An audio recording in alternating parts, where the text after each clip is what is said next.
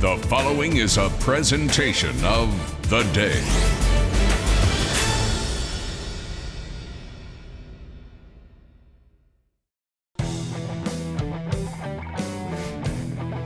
The Friday night lights are on over Canamella Field in New London, Connecticut, and the New London High School Whalers are ready to take on their rivals, the Fitch Falcons, and it will be live on game day. Casey O'Neill along with Mike Demoro, and this is a Thanksgiving Day game for many of us, but now it is a early Week 3 matchup between a very young and talented New London squad and a very veteran and talented Fitch squad in an early season test for both teams. Yeah, very interesting game. Because, you know, the first week, Fitch scored 13. So did New London. Fitch gave up 7. New London gave up 6. So advantage New London. I would say we're fairly even here. Very impressed. The band is here. The cheerleading squad for New London. The numbers in general. The New London roster is huge. The cheerleading squad is big. The band is in effect. Things are looking up here under Johnny Burns, coach at New London. And, of course, over on the other side of things, the Fitch Falcons, Coach Mike Ellis. Game day, of course, is brought to you by Waterford Dental Health. At Waterford Dental Health, we provide solutions to all your dental needs. Your smile is our top priority. 177 Boston Post Road in Waterford. Visit us at waterforddentalhealth.com. New London won the toss, elected to defer, and they will have the ball in the second half. They will kick off going right to left in the beautiful uniforms. Onside kick by Dennett, and it goes out of bounds. It'll be a flag. It'll be Fitch ball, but New London had a chance there, Mike, on the opening possession. They went onside kick. It was rolling loose, but it went out of bounds, and Fitch will have it in great field position at midfield. Well, they did that last week too, Case, and I found out that Moose just kind of missed the ball. That was not part of the plan. It's like, why are they? So they had just scored to go up to 7-6, and I went up to Johnny and I went, "Why are you doing that?" And he goes, "He missed the ball." I don't think he missed the ball that time. I think that was a planned play. I do. I think that was planned, mostly by the angle with which he kicked it. But Fitch will come out, first possession, in the white uniforms. And first thing we're going to find out is who's under center. And it looks like it will be the sophomore Ben Perry under center. Perry on a quarterback keeper on first down. Not much there, a gain of about a yard. The middle of the New London line, young. And that time they were led by Joshua Blanding. The sophomore came up with a tackle. Now, Perry, Mike, is starting. We thought we might see Sean Beebe, who was supposed to be the starter, the senior. He's been nicked up and injured, so he might get some time tonight. We saw him throwing on the field before the game, but it is Perry that gets the start. Of course, New London anchored by 2 fabulous cornerbacks, and we'll talk a little bit about all 3 of their big corners. Fitch, of course, going to like to run the ball. Here's an early throw, and it's broken up. They went towards Dennett. They wanted to find Eli Shelton, and Dennett was right there. And you know about Moose. Herbie Bonneau is also a back. Leo Griffin-Hill. New London loaded with really good corners. Yes, and Eli Shelton, Case, if you want to learn more about him, you just go on to theday.com. A wonderful video on him this week. Defended by Mustafa Dennett, who you can also see a fabulous feature on. There's the 2 game day. It was nice of them to do that. The 2 game day features right there on that play. Quarterback keeper, nothing there, and ripped to the ground by Jefferson Bernardo is the quarterback, Perry. And that New London defense flying to the ball, early penetration, and then the Falcons faced with 4th and a long 6, just at the 40, call it the 43-yard line. I think Fitch will probably punt here on its first series. Bernardo, a sophomore, Case, that'll be a theme here tonight. New London, young up front and pretty talented. And big. For young sophomores, Johnny Burns likes what's in the cupboard here at New London. The punt is by Perry, and it bounces inside and is going to roll into the end zone for a touchback as Jonathan Mercado let it go, and it went into the end zone. New London will have its first possession, 1st and 10 from its own 20. A rock-solid defensive start for the Whalers. You're going to look for number 2 here, Josiah Williams. He got the bulk of the work last week. Not a prolific week, I would say, for their offense. So they're going to want to look to do a little bit more. Yep, so they're going to be led by senior quarterback Roddy Pratz along with Josiah Williams, who is the lone back in the backfield. Trip receivers for the Whalers on 1st and 10. Fitch showing pressure from the middle linebacker. Handoff off tackle to Williams, and nothing there. Fitch, the entirety of the Fitch line. Gianni Drab first on the spot, number 64. That's a name familiar to Fitch fans. Drab. I wonder if he's in shape. Well, his dad, Greg, one of the great, played here at Fitch, has his own training facility, Advantage Personal Training. And the sophomore, Gianni Drab, with a tackle on 1st down, so it'll be 2nd and 10. Pratt's under center. Motion man comes across. Handoff. And cutting up and inside, not much there is Mercado. And it's going to be 3rd and long as Mercado had a little bit of a gap, but it was closed pretty quickly. And both teams not seeing a lot of success in between the tackles here to start. I will say one thing for the Whalers last week. Case, very few penalties. As a matter of fact, aside from the 15-yarder that they got for being late onto the field to begin the game, I can't remember any. 3rd and 10. Griffin Hill goes out wide right. Bonneau is on the near side, and from the shotgun, Pratz. He'll throw, pressured, steps up, lets it fly, has a man caught at midfield. Still on his feet. In the open field is Griffin Hill. Griffin Hill cuts it out to the 30, inside the 20, and down inside the 20 at the 15. Big play from Leo Griffin Hill on a pass from Pratz. That is 64 yards, Case. Biggest play of the season for New London, and I'll give Pratz lots of credit because there was pressure coming off the edge. Fitch sent a blitz. He stepped into it and hit last week's punting hero, Leo Griffin Hill, in stride. Sean Porter barely missed that sack. So 1st and 10, New London inside the 20. They're in the red zone.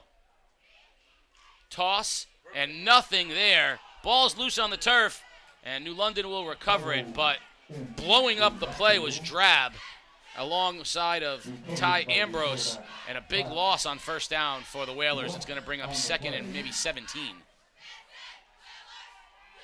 Even more than that, 2nd and 20. So a 10-yard loss on 1st down. And that is either, I couldn't tell if that was 5 or 6, but either Mercado, that was Griffin Hill who came limping off the field, Case. And if they lose him, well, not only do they lose a pretty good receiver, but their punter, who averaged 43 yards a punt last week. He's down on the bench getting water, and he's upright, so I think he's probably okay. Yes, you're right. Sorry about that. Thank you. No. Okay, there is somebody down on the side. See where number 48 is standing? Right. See, there is someone down. Yeah, that's Jonathan Mercado. Jonathan Mercado is being attended to on the sideline. We have a timeout. That is okay. We have a timeout in the action. It is going to be 2nd and 19 with 8 minutes remaining here in the first period. So, because we have a timeout, it's time to talk a little bit about CRAC. CRAC is bringing the light to mental health through opening doors and opening minds. You should go and learn more at cracct.com. That's SERACCT.com. Thank you, CRAC. Also, while we have a moment, we're just going to mention that we'll be talking more throughout the broadcast about the Holiday Classic, because the Day and Game Day are proud to present the first of what I hope to be many Holiday Classics, December 20th at Mohegan Sun Arena.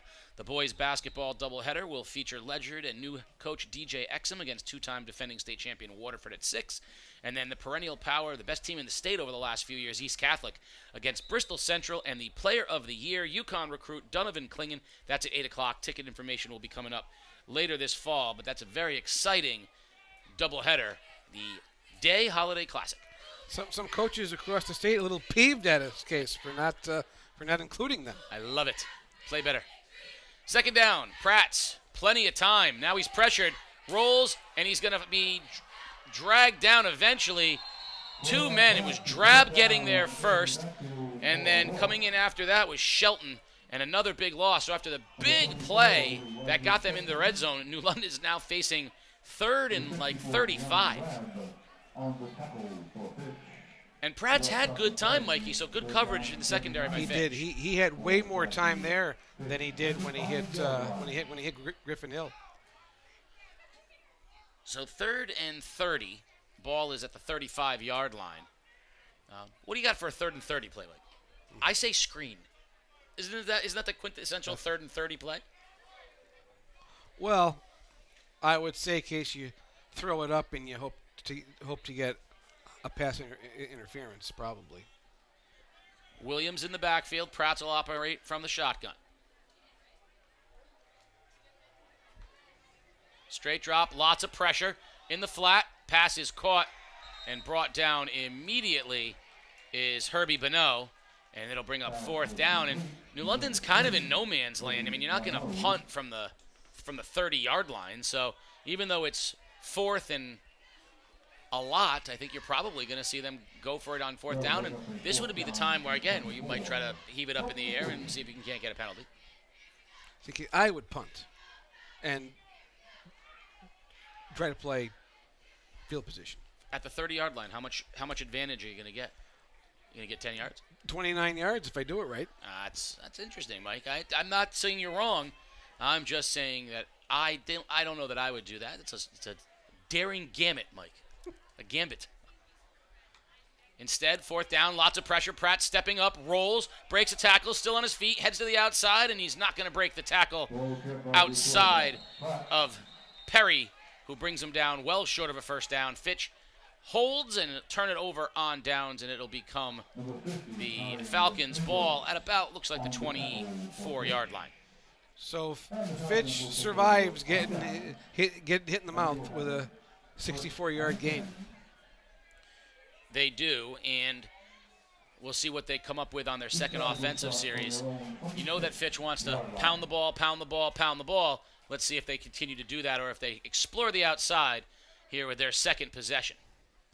I guess based on the way Perry threw that first pass, New London may not be too concerned with that and can devote more attention to the run. Fullback dive, ball's loose, and out on a pitch man it goes instead. And that ball was not loose. In fact, it was pitched to Thomas Williams. Now that is the broadcaster's nightmare that is Fitch. They had the ball in the fullback's gut, pulled it out, and it looked like, I thought the fullback got hit and the ball got popped loose. No, it was just a pitch. Well, that and we're also about 500 feet away up here too. So I'm not going to make any excuses as I put my glasses on. I'm not going to make any excuses. It was a good game, though, on 1st down. 2nd and 4. Falcons will have it at the 33-yard line. In motion, Williams. This time the fullback dive does happen for a 1st down. Ball is on the turf. That was Nas Matthews that had the carry and coughed it up. And the ball recovered at the 45-yard line by the Falcons. It'll be a 1st down, and Matthews has to come off the field. So what you're saying, Casey, is last time you were just seeing into the future. You know, Peter, I'm glad you said it because to say I'm a visionary is clearly the case. I saw into the future, and I didn't need a DeLorean to do it. So we have a injured player on the field with 5 minutes remaining here in period number 1. No score. Both teams with one failed possession and each with a 1st down. And Fitch now will have it here after this injury timeout. It'll be 1st and 10.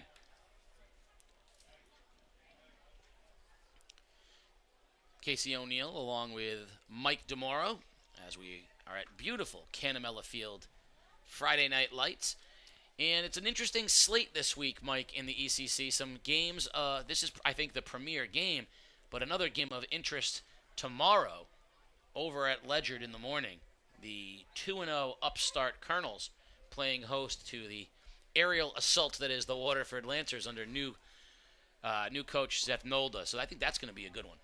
I tell you, I understand that Ledyard hasn't played the iron yet, but very impressed with them last week. Their size and their speed. And again, I know I said this a lot last week, and I'm going to say it again. I don't think too many teams in Class S have what they have.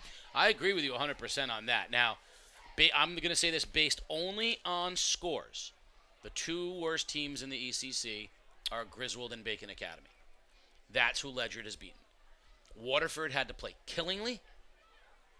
That's a much bigger deal. Right. Wyndham, but Killingly and Wyndham is a whole step above Griswold and Bacon. So I'm not suggesting that you can't lie. The size is there. I mean, James Green's a playmaker. Outlaw's a playmaker. That Ledyard team's good, and I agree with you. They're going to be a menace in Class S. I'm just very curious to see when they step up size-wise to a team that's not quite as overmatched. I can't wait to see, do they roll Waterford? Fair point. Fair point. First down. In motion, Williams. Quarterback keeper. And put to the ground is Perry after a gain of 3. He's shifty. Yes, he is. He's a little slippery out there and has not come down easily, which also makes him strong because there's been some guys hanging on him and he hasn't gone down easily. So shifty and strong, which you need to be if you're going to be the option quarterback at Fitch. And, as a sophomore, you would assume he'll just keep getting better. Stronger, absolutely. There's no reason to think he won't grow some. And that's both of these teams, like you said, sophomore is going to be something you hear an awful lot. Fullback dive on second down is good for about 3. That carry was by Greg Santora, and he was brought down by Joshua Blanding. And that's going to bring up 3rd and 3. New London trying to hold that middle of the line, which Fitch is a boxer. It's body blow, body blow, body blow, body blow. Then they'll take their shot. Tough to take shots down the field against New London. The cornerbacks are very talented, but Fitch has got some good receivers. Thomas Williams, Calvin Kilgore. So we'll see if they take a shot. 3rd and 4. New London showing pressure. Perry, handoff. And it's going to be right at the stick. The handoff was to Santoro, and it's right at the marker. And I think based on the spot, they're going to mark him about half a yard shy. And that's going to bring up 4th and maybe half a yard. You made a good point, I think, before we went on the air, Case, about how the strength in New London's defense is in the secondary. And those guys may not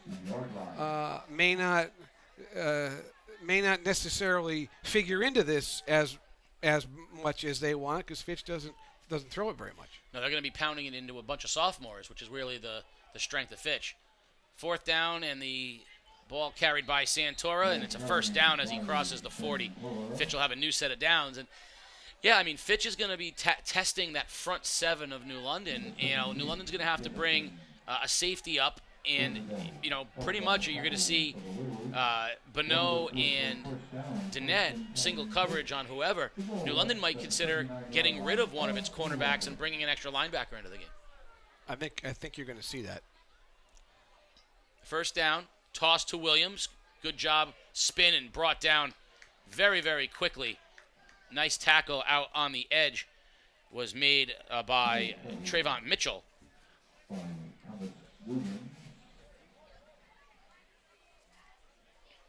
So it'll be 2nd and 8. But that was a nice job by Thomas Williams because that pitch was behind him, and he did a nice job even handling it. That's the second time that the pitch hasn't been in the right place. Dare I say, Case, a rapidly moving first quarter? Well, we're down under 2 minutes, minute 45. Both teams keeping the ball on the ground right now. Quarterback keeper and fighting for every yard is Perry, and I'll tell you, he is tough. That tackle made by Marvell Fleagen. Excellent. It's hard to say Marvell Fleagen without wanting to do the yeah, I thought that's where we were going there. We were, but I held off because there's so much time left, Mike. Yes. We do hope to have a treat for the listeners or for for everybody later, but Fitch has to cooperate. That's correct. 3rd and a long 5. Falcons under a minute remaining now. Rolling, and quarterback keeper, first down, nicely done by Perry, and he's wrestled out of bounds by Herbie Bonneau, but that'll move the chains with 47 seconds remaining in the first period. First down, Falcons. The left side of Fitch's offensive line right there. Case textbook. Well, if you've noticed, Fitch has gone almost exclusively left. They haven't gone right yet. Pretty much it's been off tackle left. Even the dives have been to the left side. The few times they've gone right have not been as successful. And I have to tell you, after this play, I want to talk a little bit about the size of the Fitch roster. Perry under center, Williams in motion, toss left to Williams, cuts it back inside, big hole, breaks a tackle, inside and down to the 10-yard line. Nice run by Thomas Williams. That'll move the chains, and it'll be 1st and 10 just outside of the 10. Fitch is not a big roster. I'm looking over at their sidelines, and there's maybe 30 kids total. You look at New London sideline, there might be 50. That's a surprise to me. Williams in motion again. Another toss left to Williams, being pursued and tripped up and brought down by Leo Griffin Hill after a gain of 4. But the Falcons seem very content running that same play. So clearly they see something on that side. Now, heading into the ball game for New London is Johnny Burns III. Hard to believe. Johnny Burns, his son. Fitch assistant coach Calvin McCoy, Trey, his son's playing. Greg Drab, his son. Gianni's playing, and we're old. Case. There's a lot of children of former players here. We're at the end of quarter number 1. No score. Fitch New London. You're watching Game Day live on theday.com. At The Day, our journalists are in your community, talking with business owners, attending town meetings, analyzing data, talking to government leaders, reporting on the issues that matter most to you. Since 1881, we have been serving our community and will continue to do so 7 days a week, 365 days a year. Never miss a day of news. Enjoy convenient home delivery right to your doorstep, 7 days a week. Subscribe at theday.com/membership. Game Day is a production of The Day Publishing Company. If you'd like to support Game Day and help us continue to bring you the best in Connecticut high school sports, please consider purchasing a print or digital subscription to The Day at theday.com/subscribe.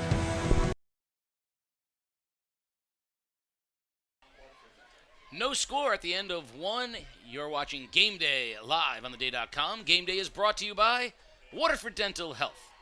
Our entire team dedicated to providing you the personalized, gentle care that you deserve. At Waterford Dental Health, your smile is their top priority. Visit them at waterforddentalhealth.com. And in case you're driving by, 177 Boston Post Road in Waterford. So, Case, one thing you and I like to do is pointing out quirky human behavior. Yes. So, why are people trying to start conversations with us right now when we are, 1, on the air, and 2, have these things on our ears? It is one of the great questions, and I will talk to after this play as Fitch lines up 2nd and 7 from the 8-yard line, the best field position they've had all day. Handoff up the gut and bouncing it back outside is Greg Santora, and he'll be down close to a first down. They can get a first down. It'll be 3rd and 2, ball inside the 5. I have found, Mike, that putting on headphones and talking, going all the way back to my days in radio, is an absolute magnet for people to stand in front of you. There's nothing better than being at a table on the floor of a basketball game, people standing directly in front of you and talking to you.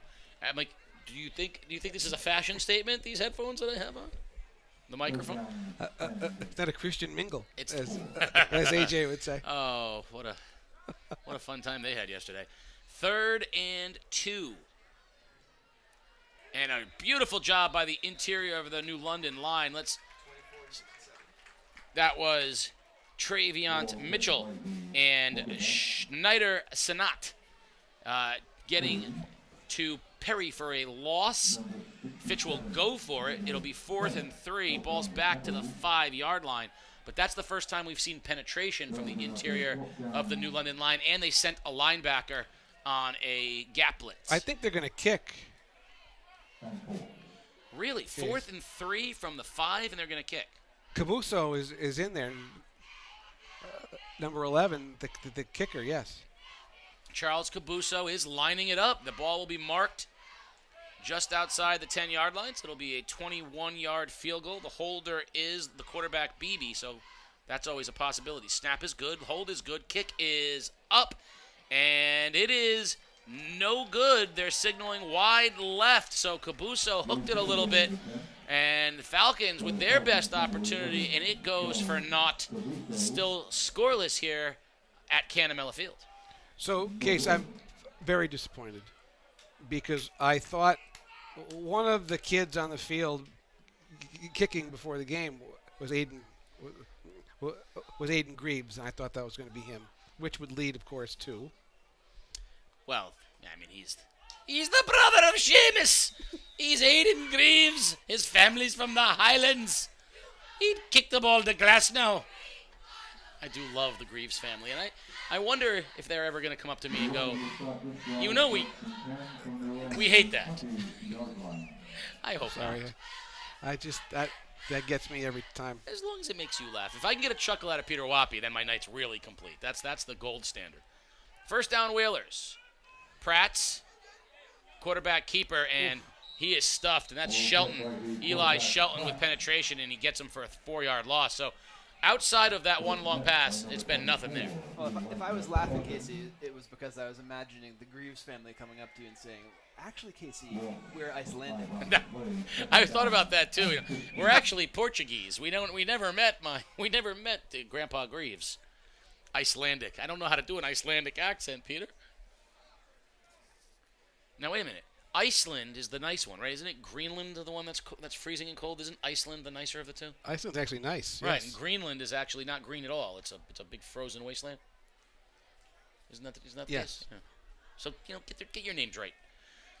Second and 15, ball at the 15. Pratt's will be under center this time. New London struggling to move the ball offensively, and I think that was a broken play. Pratt's kept it himself, and nothing there. I think that time there was a mishandling of the exchange from center. But again, outside of the one long pass play, New London has been going consecutively backwards.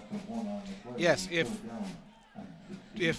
DraftKings were one of our sponsors, Case, they'd come on right now and talk about ways you could bet the under here. You know, not yet.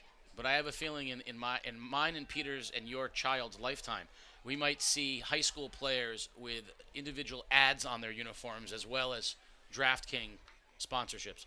Third down, lots of pressure. Pratt steps up, throws it deep, and overthrows his intended target, Leo Griffin-Hill.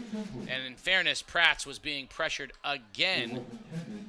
In his face that time was again Gianni Drab, who is hobbling off the field. Drab is significantly favoring his leg, and it goes down on the Fitch sideline, so they'll attend to him.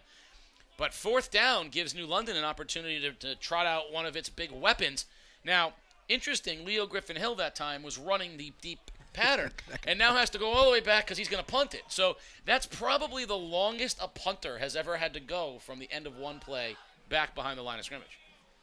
Well, he averaged 43 yards a punt last week, and he really flipped field position.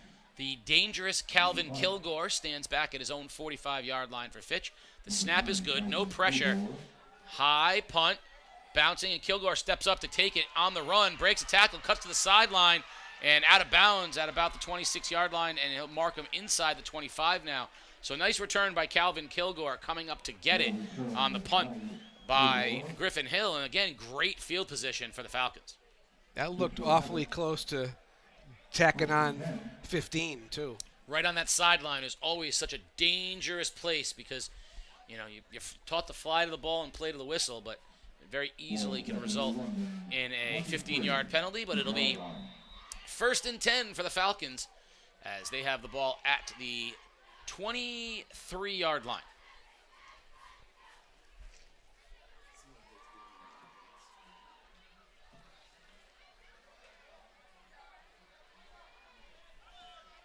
So under center will be Perry. In motion, Williams. Handoff up the middle, ball loose, and it looks like the Whalers they're saying they've fallen on it, and they did. So the handoff from Perry never materialized. The Whalers fall on it, and a big turnover by the Falcons, and New London will take over 1st and 10 from their own 22. Boy, if you're Mike Ellis right now, you are the darns are flowing on that sideline. How many times you get the ball at the plus 23 and do nothing with it? All right, I'm going to see if Peter Wappy can answer this question. What's the key? What does Fitch need to do to turn it around? They just have to do what? Play with? Some more pizzazz. That's right, Peter Wappy. Play with some pizzazz, then that's what it'll take here. New London, 1st down. Going from the eye this time. Delayed handoff. Outside goes Mercado.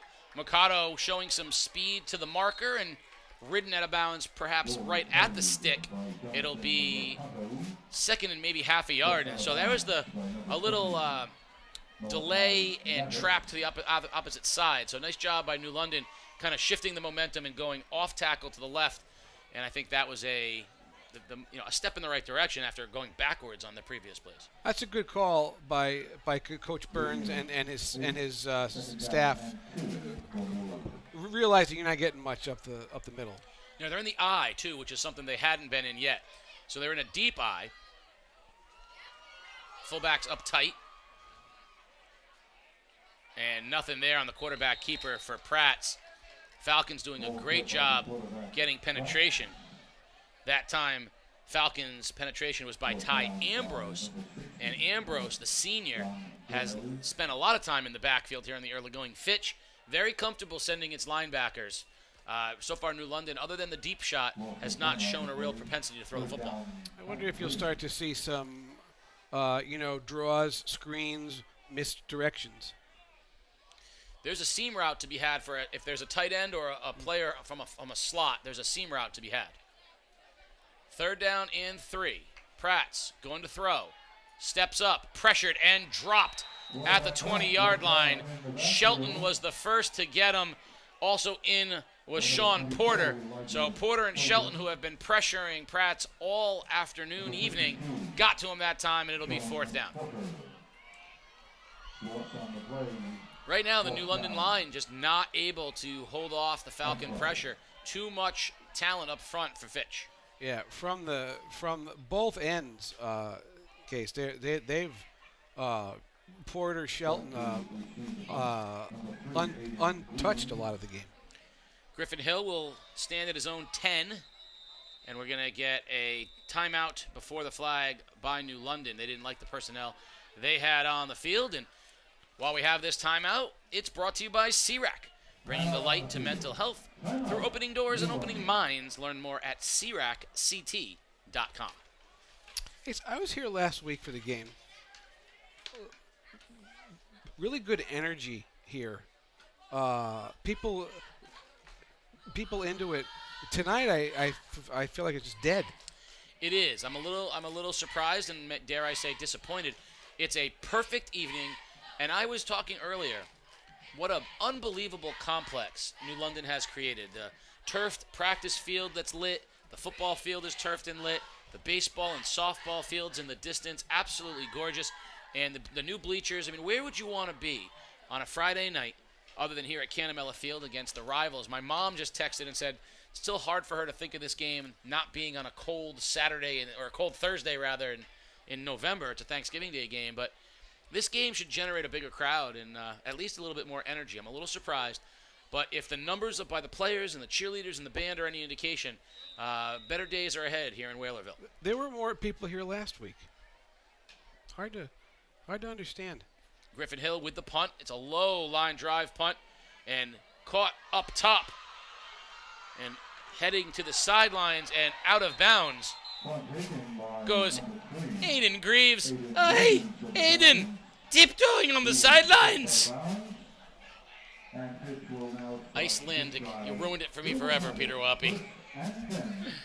So, Fitch once again will have the ball in New London territory. which seems to be their trend of the last, I think, 4 possessions now have occurred in the Whalers side of things. We're 6.5 minutes remaining here in the first half. No score. Both teams scoring a total of 13 points on the year. So, not exactly high-octane offenses. And New London does get the ball to start the second half. Sophomore quarterback Ben Perry under center for the Falcons. Toss right, it goes to Malachi Maddox, and Maddox is tripped up by Josiah Williams and will get a flag on the play. That comes in the area of holding, and it is, in fact, holding against Fitch, and that'll back them up and make it second and long. Or We're first and long. looking forward to seeing him wrestling this year. Malachi Maddox. I would very much. I can't wait. I pray that we get to do the ECC wrestling finals again. That is one of my absolute favorite days. Love the ECC wrestling. With the what do you call CJ Society? The Eye Candy Eye game Candy, day. Game day, yep. Absolutely, and a great job by CJ. Mustafa Mustinet's respect and love for CJ comes through in that, And CJ, though the Sadie family is a longtime New London family, CJ's not a New London kid. He didn't go to high school in New London. He's not from here. But he's devoted so much time to youth wrestling, and he's made an impact on so many kids in New London, and clearly Moose is one of them. Second down, Perry on the keep. Looked like a missed exchange as well, and he'll be ridden down for no gain, so it'll stay second down and 20, ball just on the Fitch side of midfield. CJ's significant other, Jessica, is my massage therapist. Case. The hands of God, I call her. CJ, who has taught me more about wrestling in 2 years than anyone had in the previous 10. What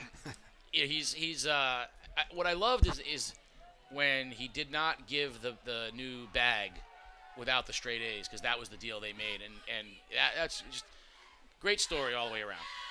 Perry to throw in the flat, incomplete on the ground, on the turf at the midfield. It was thrown short of Williams, and that's going to bring up third and long for the Falcons.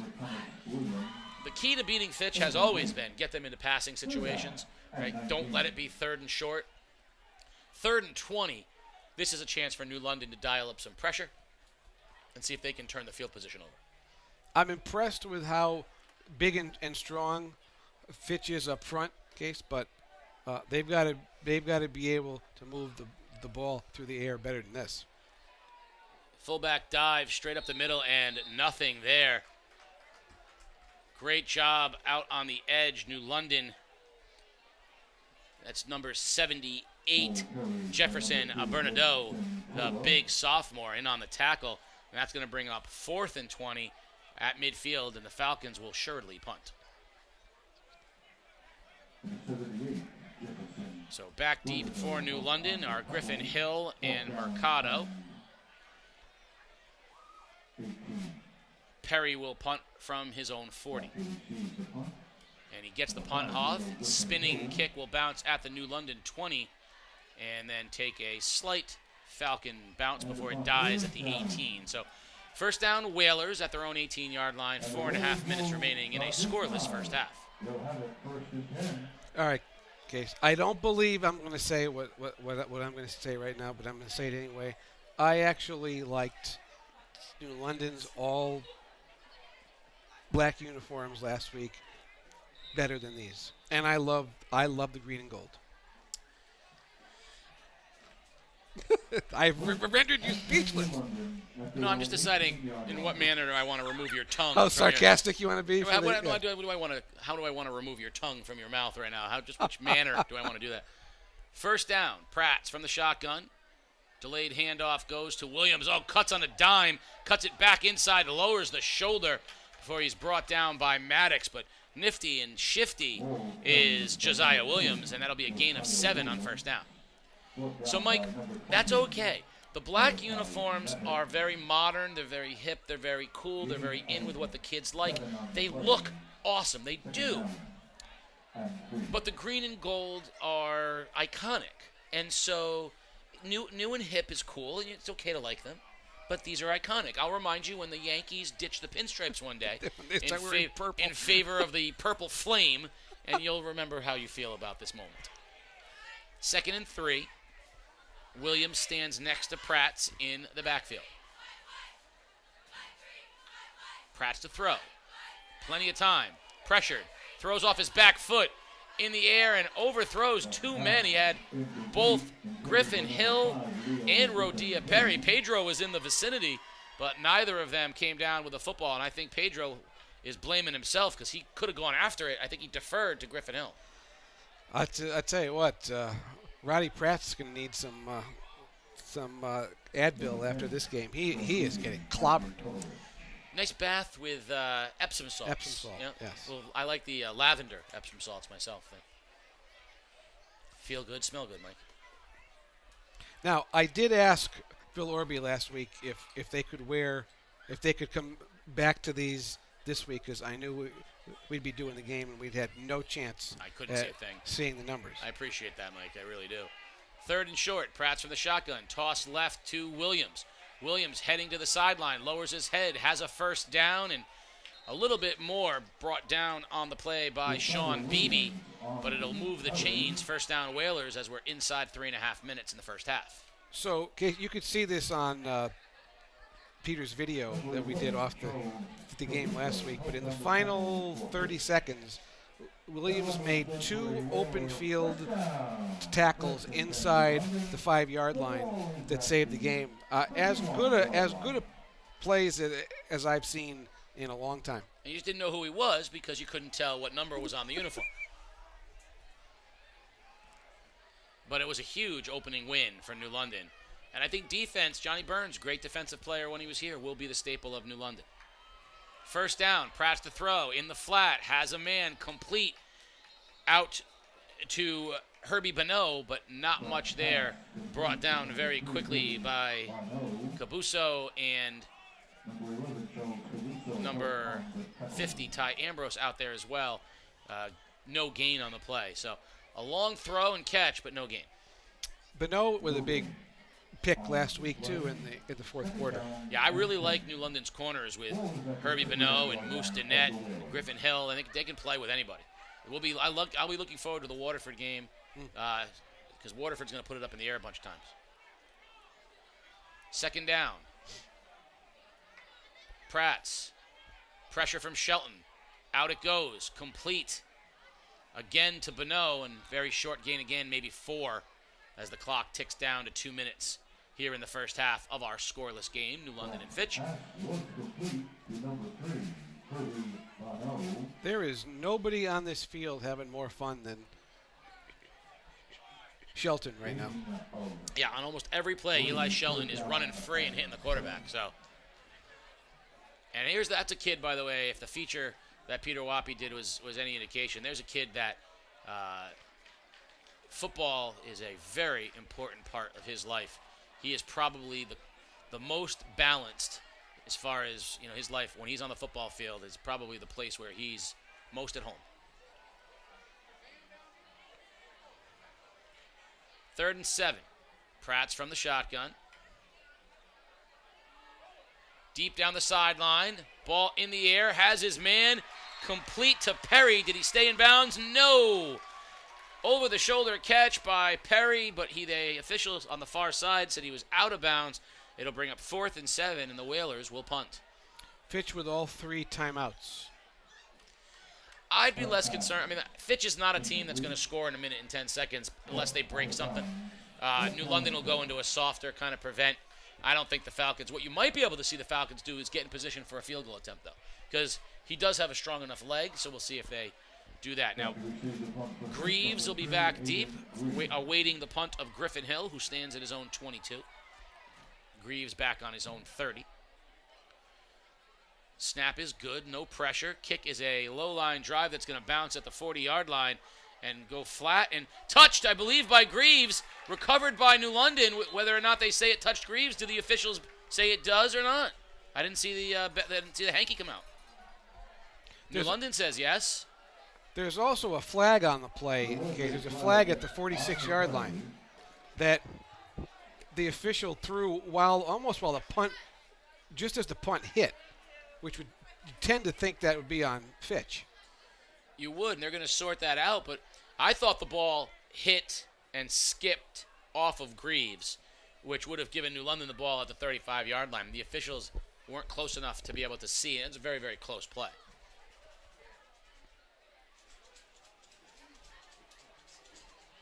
One minute remaining here in the half. Based on how he threw it and where he threw it, it's got to be a hold or a block in the back on the kick, I would think. So we will let the officials sort it out. Kevin Moreland, the white hat. And he will signal to us now. He's letting Coach Johnny Burns know what the call was. New London seems pleased by it. The question is whether or not it's at the end of the play, or whether whether it gives them a first down from instead. So let's see. And it does give New London a first down. Was it a personal foul? It was a hold case, and I wonder if that's going to be 15 yards from the previous spot, which nullifies everything else that happened. Was it a fumble or not? I think that's what I have never seen that.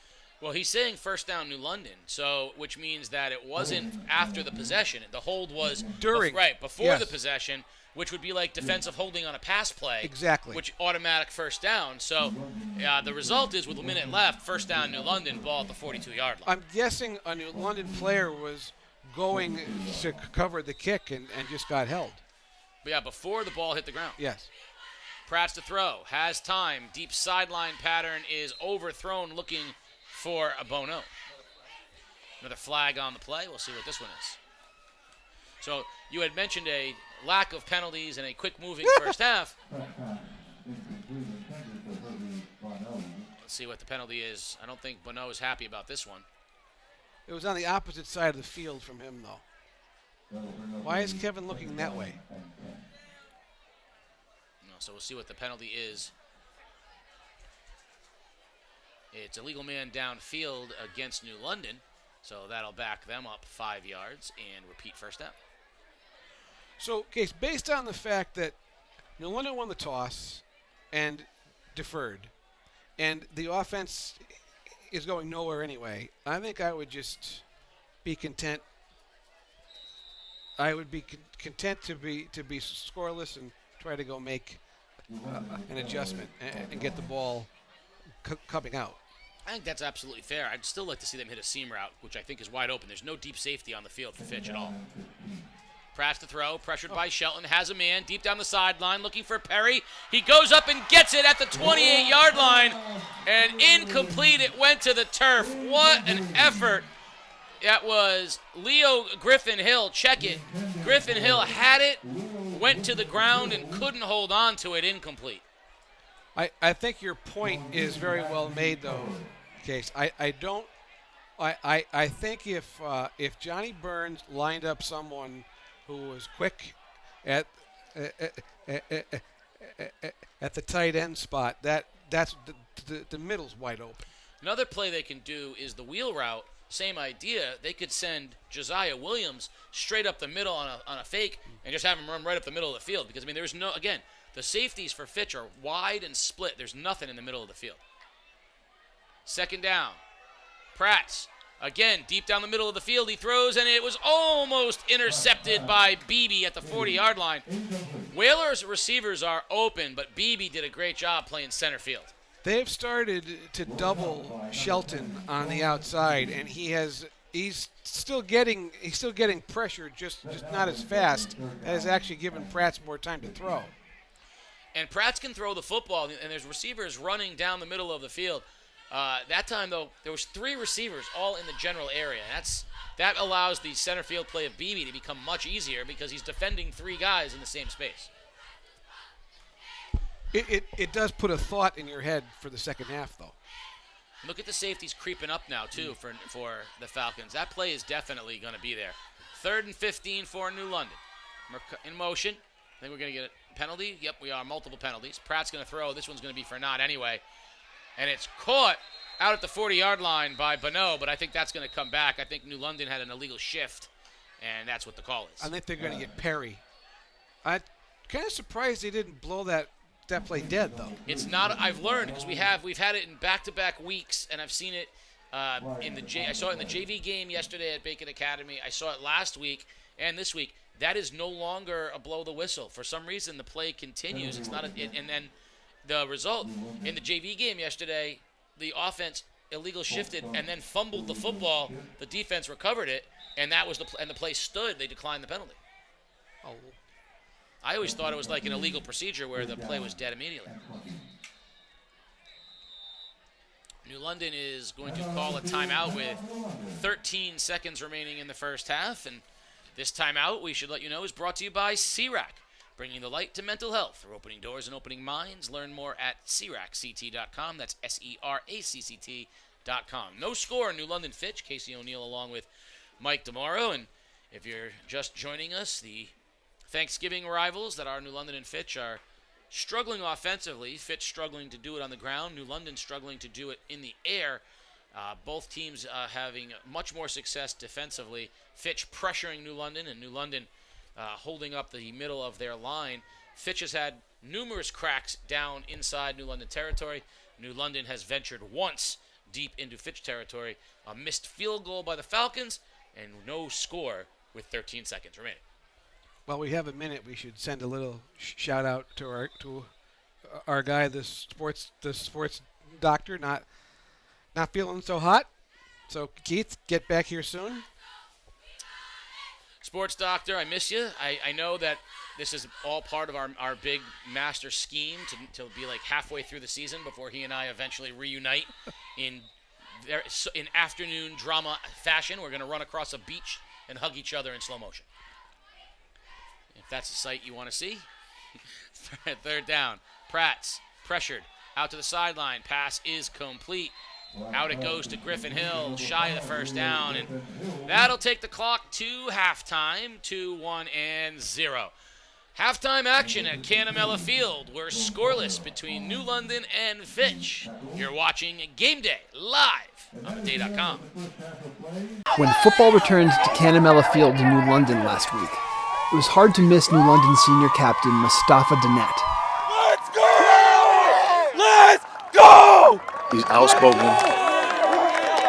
I tell him to shut up about at least twice a day. And he smirks and he smiles, but he does shut up when I tell him. Sometimes I do talk too much, and I do need to shut up sometimes. But it doesn't last long. Let's go! Boisterous personality, and he has the utmost belief and faith in his ability. Dinette's brash confidence was on display in Friday's season opener, when he volunteered to cover Guilford's top receiver. But before we even played, I knew what I was coming to do. Top 25 receiver, Division I commit CCSU, wasn't worried about. I wanted to show him what a real Division I looks like, and I showed it today.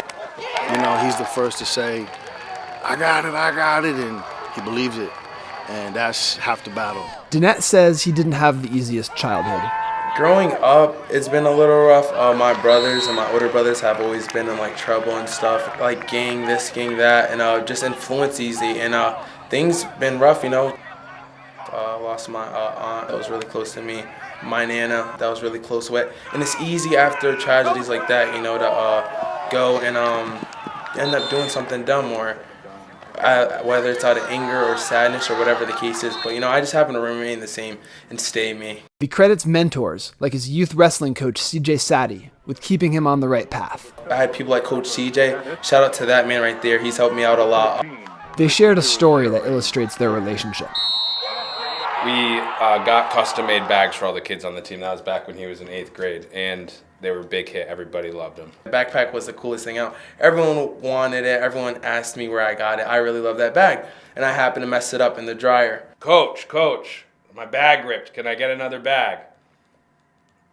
No, and he knows with me. Anything, we don't give anybody anything. Every one of those bags that the kids got, they earned through their work in the season. So I said, well, what's up, you know? So we decided that the deal was if you wanted a bag, straight A's. So that whole school year, obviously I pushed for myself too because I'm just an all A+ student and that's what I love. But I also pushed for that back because that's what I was thinking about at the end of the year. Like, bro, this bad would be everything. Next quarter or next semester came around and had all A's and a B+. Coach, come on, I had all A's and a B+. Can I get that bag? No. So I was upset. I won't lie to you. I was really upset about it. I was like, dang, Oh, but go, Coach, but I was in senior AP classes and only a junior. Doesn't matter. You got to have the straight A's. At the end of the year, I finished with all A+, nothing less. Sent him that screenshot. He said, I will be there next week. And now he just showed me again that it's still straight A's.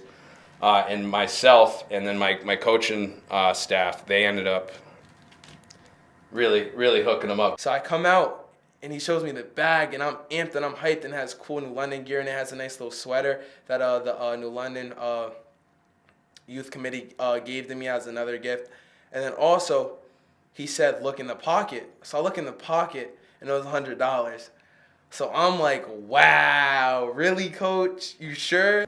You got to get up and you got to put in the work, and you can make excuses about the privileges somebody else have or the disadvantages that you have. Or you can get to work and show up, have a good attitude like this guy does, and make it all happen. It made me really happy, and it just showed like what hard work gets you in life. After Friday's 13-6 victory, Danette's effort earned a shout-out from Coach Johnny Burns. Let's give it up for the cap. Someone, there just telling me that he's really proud of me meant a lot, and it was really cool, and it just made me really happy. Way to go, boys.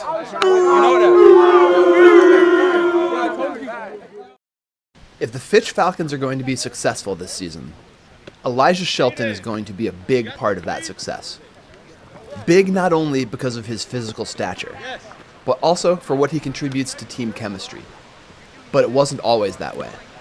Sophomore year, quits halfway through the year. Just can't quite sustain and can't make it. Honestly, there's no excuse to why I quit. To me, it feels like I just let them down here. Shelton says his complicated family situation got in the way.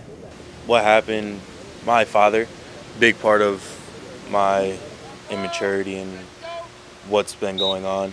He showed up to the game, and it threw me off mentally, and I walked away that game, and I just never found the courage to come back and face what I did to them on the field because they ended up losing that game.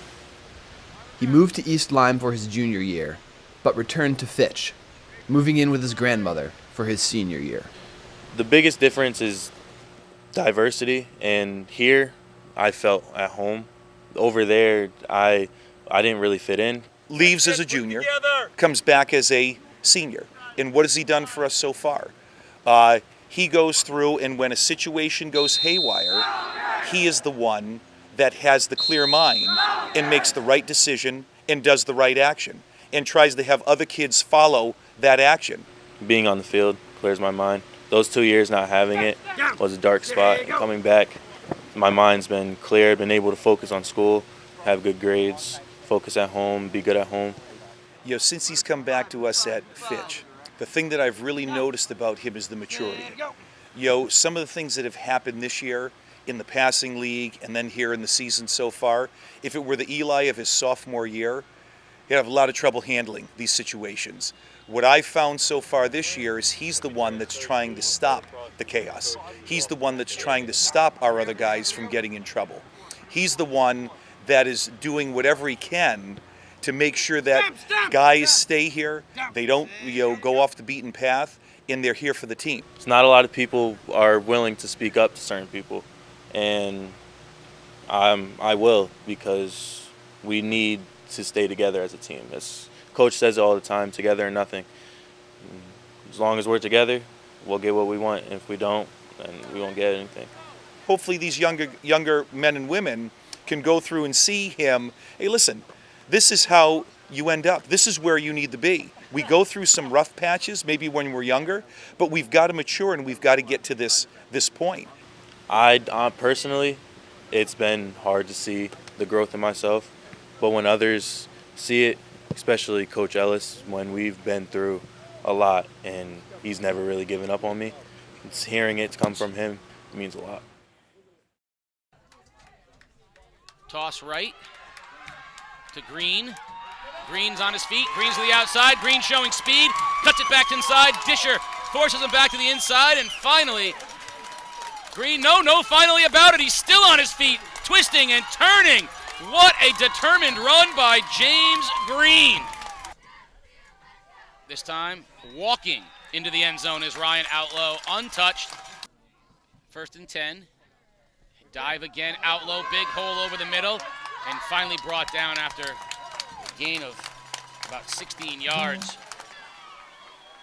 Toss, big play to the outside. 1st down, down the sidelines. Goes Jackson Holton, he crosses midfield. And it also takes away from the Friday night experience. There's a huge hole for Outlow, sprinting toward the end zone, cuts it inside, touchdown. It is 35. The clock will run. Toss to Green, heads to the outside, gets a block, cuts it inside, and he's gone. Touchdown by the playmaker, James Green. Young Chaz. Dive to Outlow, big hole, cuts to the outside, being chased out there by Disher, trying to get to the corner, dives for the end zone, waiting for the signal, touchdown, number 4. Outlow, there goes Green in motion, toss sweep to Green, crosses the 40, cuts it inside, shows his speed, breaks a tackle, still on his feet, down the sideline, and G-O-N-E, gone. James Green, the playmaker, touchdown Ledger. 1st down, Colonels, under 2 minutes remaining. In motion again, Green. Handoff again, Outlow, big hole off tackle, Outlow to the outside, off to the races. Touchdown, Ryan Outlow. Have a day. Outlow, the junior, has now scored 5. After a Week 1 bye, New London opened their season hosting Guilford Friday night. The Grizzlies scored first on a touchdown by quarterback Tyler Hilgert with 6:07 to go in the first, leading 6-0 after a bad snap on the extra point. New London countered with a touchdown by junior Jonathan Mercado, taking a 7-6 lead into the second quarter.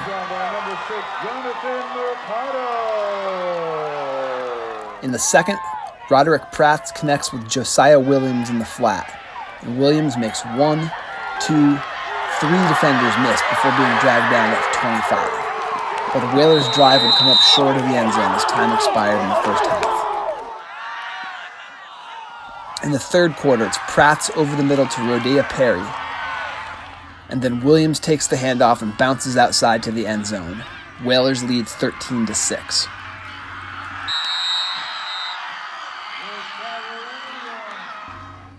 Hilgert would lead Guilford on one more drive in the final 3 minutes.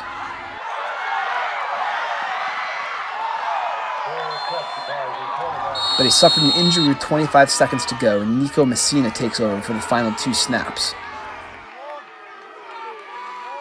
On 4th and goal, Messina's pass is caught by Brady Hallahan just outside the end zone, sealing the 13-6 win for New London.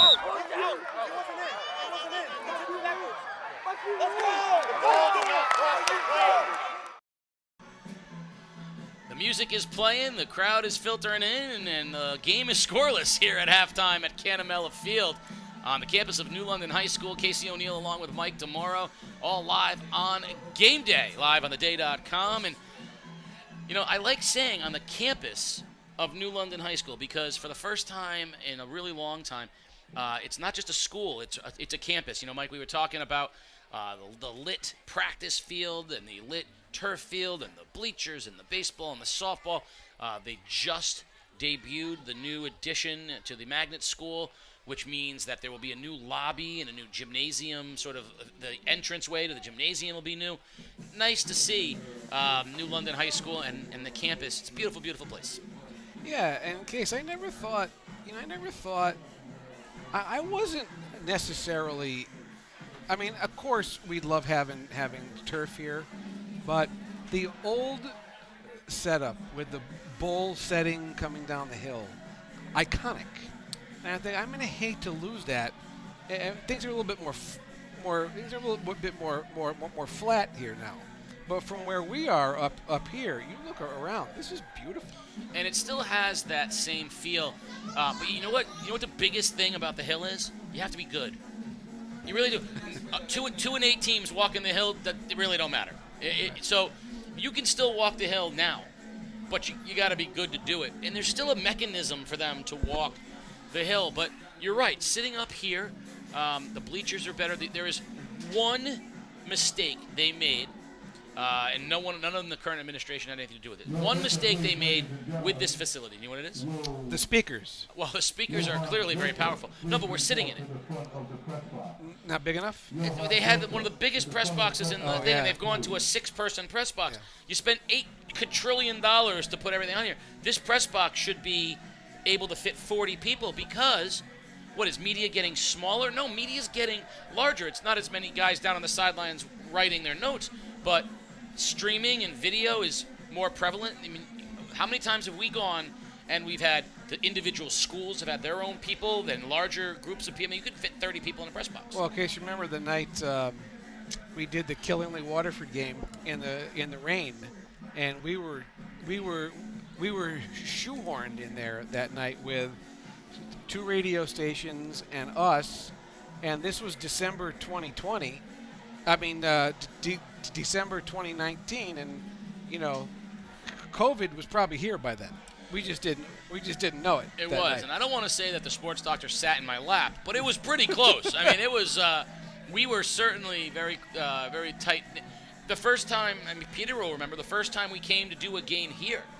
They didn't have room for us because we decided to do the game late, and they had already filled it up with people. We ended up doing it from the bleachers, which I don't mind doing. But it can get pretty cold to do some of these games, or like that Waterford Killingly game. We wouldn't have been able to do it outside. Yeah, in the rain. But no, to your point,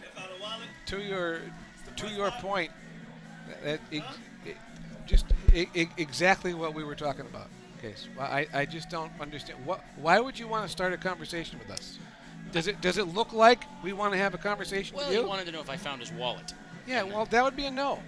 I know I have not, but the universal signal of tapping of the headphones and pointing somewhere else did not resonate. I don't think. Anywho, so Mike, your lack of interest in this next topic is disappointing and shocking, and yet warms my heart because tonight, Friday, September 24th, the Yankees and the Red Sox are opening up a 3-game series that more dramatically impact the playoff chances of either team than any series they've had in over 20 years. They've never been this close to each other this late in the season, and I have to be honest, there's not an ounce of juice in this thing. no, they've broken me this year. I can't watch it anymore. I just can't. I've seen so many 4-run leads evaporate in the 8th inning that I got nothing left. Now, I can see, you're sandwiched by Red Sox fans, and your disappointment is like sweet, sweet nectar. But I'm not even getting as much happiness out of it as I normally do. I got nothing.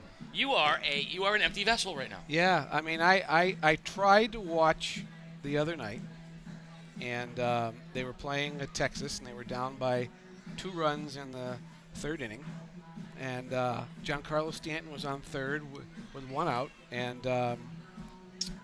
Urshela hit a fly ball to medium deep center field. And of course, from my first, I'll be home by myself, and I will yell tag.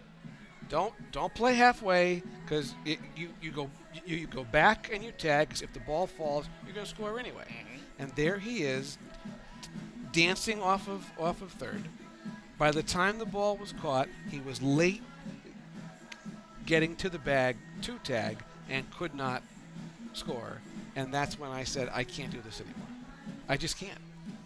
If that's the kind of baseball you're going to play, it's not the kind that I want to watch. So I declared it football season. Because watching the Giants is so much better? Well, I can, listen, you got. I can watch the rest of the NFL. I love college football. I love this. How's Boston College doing? So far, so good. Okay. Although they are playing Missouri tomorrow. Ooh, okay. And of course, did you notice what he was wearing over here? what Peter was wearing tomorrow? I noticed first thing I noticed. It should be a good game tomorrow, but evenly matched. Oh, that's outstanding. Do you know what the capital of Missouri is? Jefferson City. It is. Yeah, I know that because I helped AJ study for a geography test last night, where he was supposed to have known all the capitals. This was more about details about some of them, but having not gone over the capitals in a while, it made me realize how much I've forgotten some of the capitals. Well, I can do that a lot better than helping my son with his math homework because I just can't. Now my son learns very similarly to me with little tricks. So here are some of the tricks. What's the capital of Mississippi? Well, Jackson. It is. So he says Mississippi, hee. And that's how he remembers that it's Jackson. I love it. You know he drank soda with St. Paul? What's Minnesota? Minnesota drank soda with St. Paul. Maine. Dad, you're my Maine man. Your birthday's in August. Augusta. Virginia. Cavaliers. Cavaliers are a rich man. Richmond. This is how he remembers them. Another good one was Illinois. Illinois Springfield. So these are little ways that he remembers them, and it was pretty good. My favorite is Wisconsin. Wisconsin's mascot are the Badgers. And the Badgers are mad. Madison. Okay, right. So these are, but it's great because I'm trying to teach him, and most of them he remembers, but there are the ones that he can't. If Washington was our first president, he'd probably win the Olympics. Olympia. Yeah, that's just how he remembers This reminds me of the Cheers episode with Albania. Albania. That's how I know it's Albania, on the Adriatic. It borders on the Adriatic. Its coast is mostly mountainous, and its chief export is chromium. Yes. That's how you remember that. Absolutely. Isn't that amazing? I do. So I had a good time with capitals last night. But my personal favorite is Mississippi. 0-0 here. So next week when we're doing the NFA game, you have to let us know how we did on this on this exam. I will let him know. He texted me from school, which is another phenomenon I can't get used to. In high school, they have a much lower threshold for they let the kids use their cell phones. So he's like, Dad, I think I got 2 wrong on my test. I did great. And I'm sitting there going, what 2 could you have gotten wrong? Well, I think he probably flip-flopped like Alabama and Mississippi or something. So some of those aren't easy though. It's funny. I think a lot of people just should take the time and look at a map. I don't think people realize, but then looking at a map, you think, for example, that Alaska is above Hawaii.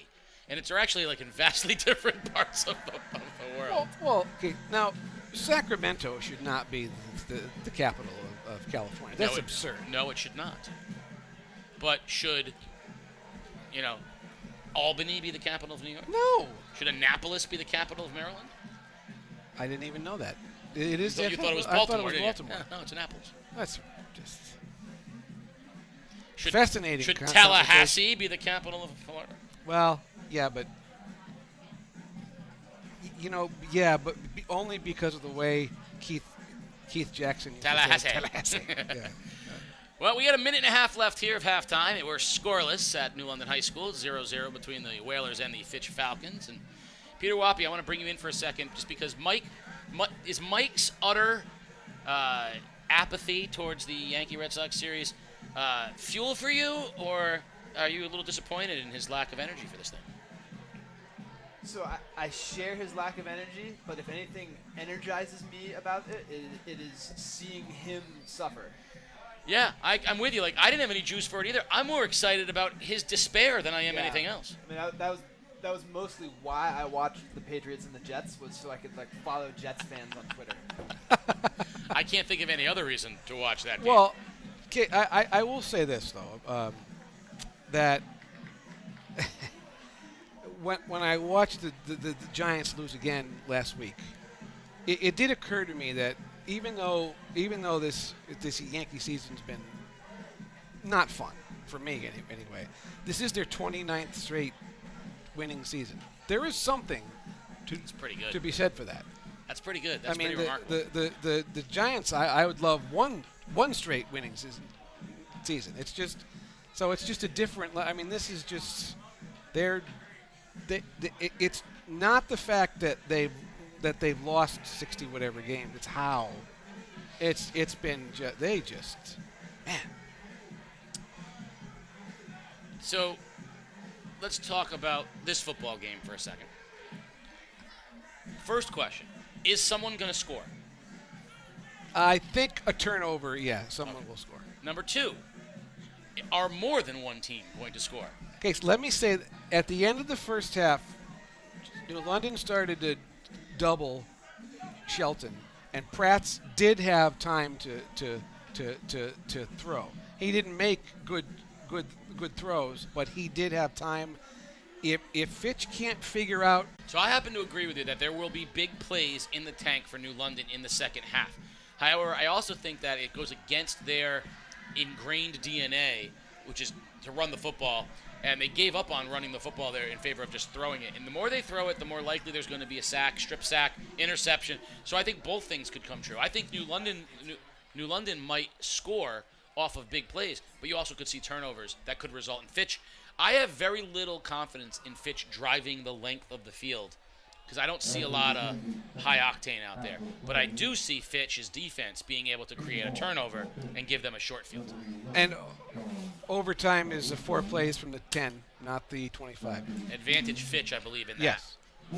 Now, New London will get the ball to start the second half, and I think you're going to see right off the bat, if they keep doubling Shelton and looking to throw the ball in the middle of the field rather than the outs. Well, I'd like to see him try our play. High end-over-end kick comes down at the 10-yard line. Heading to the outside is Griffin Hill, and he'll cross the 20 to the 25, and where New London will have its opening possession of the second half. How about that case? Defensive lineman Sean Porter with the open field tackle. That kid's played well. So the kicker kicked it to the punter, who returned it until the lineman tackled him in the open field. I tell you, Porter and Shelton have played very well for Fitch. Yeah, defensive ends have been on the. So let's see what Fitch adjusts to the double teaming that's been going on of Shelton too. Let's see what Mike Ellis does to adjust to that. 3 receivers. Pratt's under center. Williams is the lone setback for New London, 1st and 10. Hand off to Williams, and not much there. He's dragged down by Shelton after a gain of maybe a yard. And the New London running game does not look very harmonious right now. The handoffs seem to be a little disjointed. Yeah, and I just think that's just a case of not being as physically strong as the opponent up front, which is why they're going to need to get a little creative, I think. 4 wide receivers in the set now for New London, 2 left, 2 right, and Pratt will operate out of the shotgun. Straight drop, has time, throws it out, and it's tipped dangerously off the hands of Mercado and just out of the reach of the defensive back for the Falcons. And that could have been a pick 6. Especially when they get tipped like that. Was that Cabuso that was out there? That could have been a pick 6. So it's going to bring up 3rd and 10 for New London. So this could be it will be a big field position play for Fitch here. Yeah, a stop for no loss or a loss would put them in fabulous position. Motion man comes across. Rolling, Pratt's against his body, throws sideline, has a man, and it's incomplete. Looks like he was looking for Bonneau, and is there a flag? I don't believe there is, so no flag, and it'll be 4th down, and New London will have to punt. It's hard to tell sometimes, Case. The logo in the middle of the field is gold.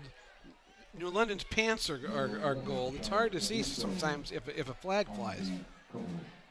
So Fitch holds on its opening defensive possession, and they'll have Greaves back at his own 35-yard line waiting for the punt from Griffin Hill. Snap is good. Griffin Hill gets off a low end-over-end kick. Greaves runs up and takes it at the 45-yard line. Has a seam up the middle. Cuts it to the outside. Flag on the play, and that's going to be a block in the back or a hold, and that's going to put Fitch back about their own 40-yard line. But a nice return by Aiden Greaves, and the Falcons will be in Whaler territory. You know, subtle play right there, Case, but Greaves' ability to catch that punt and not let it drop probably, I mean, I know there's a flag, but it probably got Fitch 20 more yards. So, you know, like a fly ball to the outfielder. The outfielder's taught to get behind the ball and catch it running toward the plate to get momentum for a throw. Same thing for a punt returner. Get behind it, catch it running into the ball, which is, by the way, much harder than it sounds.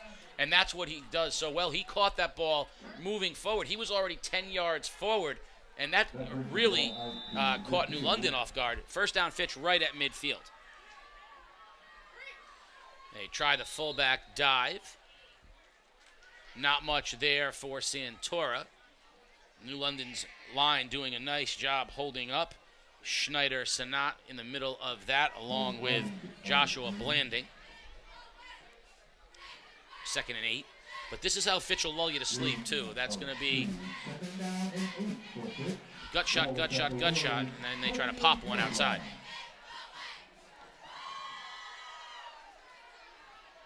Second and 8. 2 receivers wide right for the Falcons. Toss out left to Williams, and great job running to the football. Griffin Hill cleans them up along with Burns. Loss of 2, we'll be back to 3rd and 10. All right, so, Case, your question as we came back at halftime, is anybody going to score in this game? Yes. I vote no. You've changed your Yes. name. The Yankees, by the way, are crushing Evaldi, courtesy of my Uncle Dick down in Maryland, capital Annapolis. He wants to know how to spell Mississippi. Yankees are crushing Evaldi, so you should be happy. It's football season. Oh, my goodness. Peter Wappy. Perry rolls right, throws on the run, has his man complete and brought down almost immediately. And they're going to say no, incomplete, so defended by Dennett. So Moose Dennett had the coverage outside, and he's all fired up. And he's saying, why are you testing me? I'm the D1 kid. So, Case, you know, we talk about some things that we saw, and I kind of disappointed with both of those first possessions. Yeah, it didn't appear like there was much of an adjustment made by either team, right?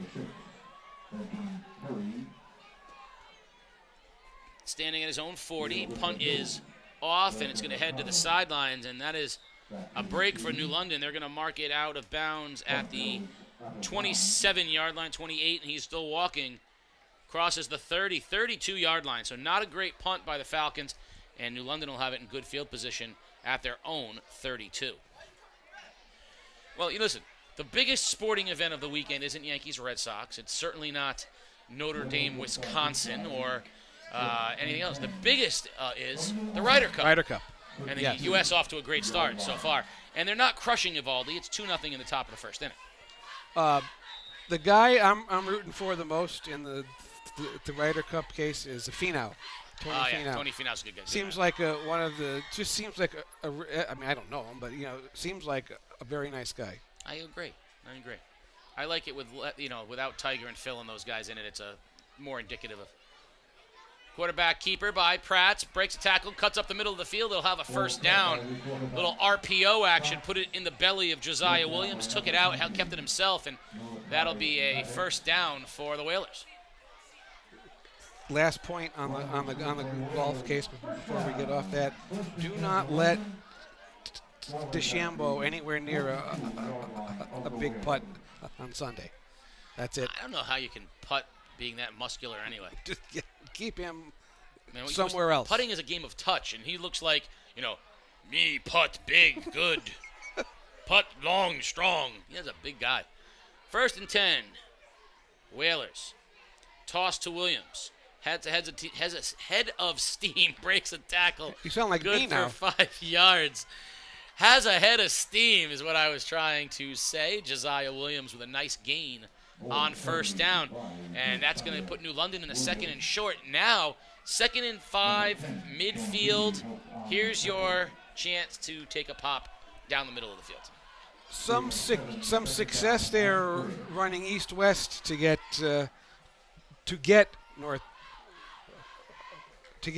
north-south. Akeem Morris, the center for New London, the senior, up to the line, leading the Whaler offensive line here on 2nd and 4. Motion comes across, fakes handoff. Williams up the middle, has a first down, crosses the 45-yard line. So a little misdirection as they sent Mercado in motion and hand off to Josiah Williams. Move forward, positive plays. New London, back-to-back first downs.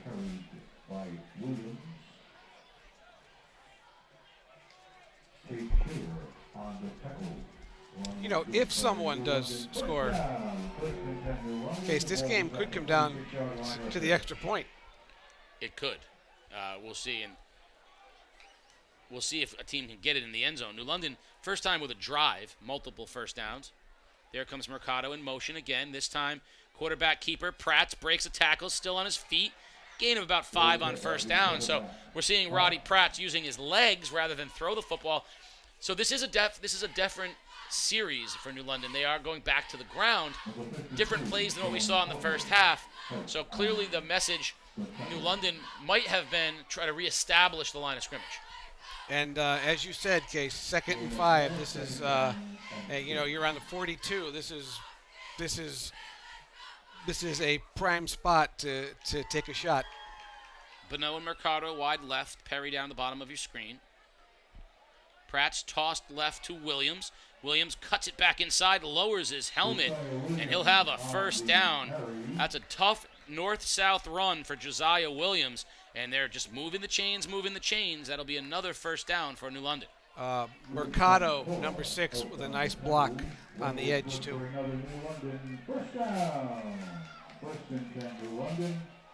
Kintrell DeSources into the ball game, and Josiah Williams will get a breather. Tough on him. Williams rarely comes off the field, so sometimes he does need a breather. DeSources is a sophomore.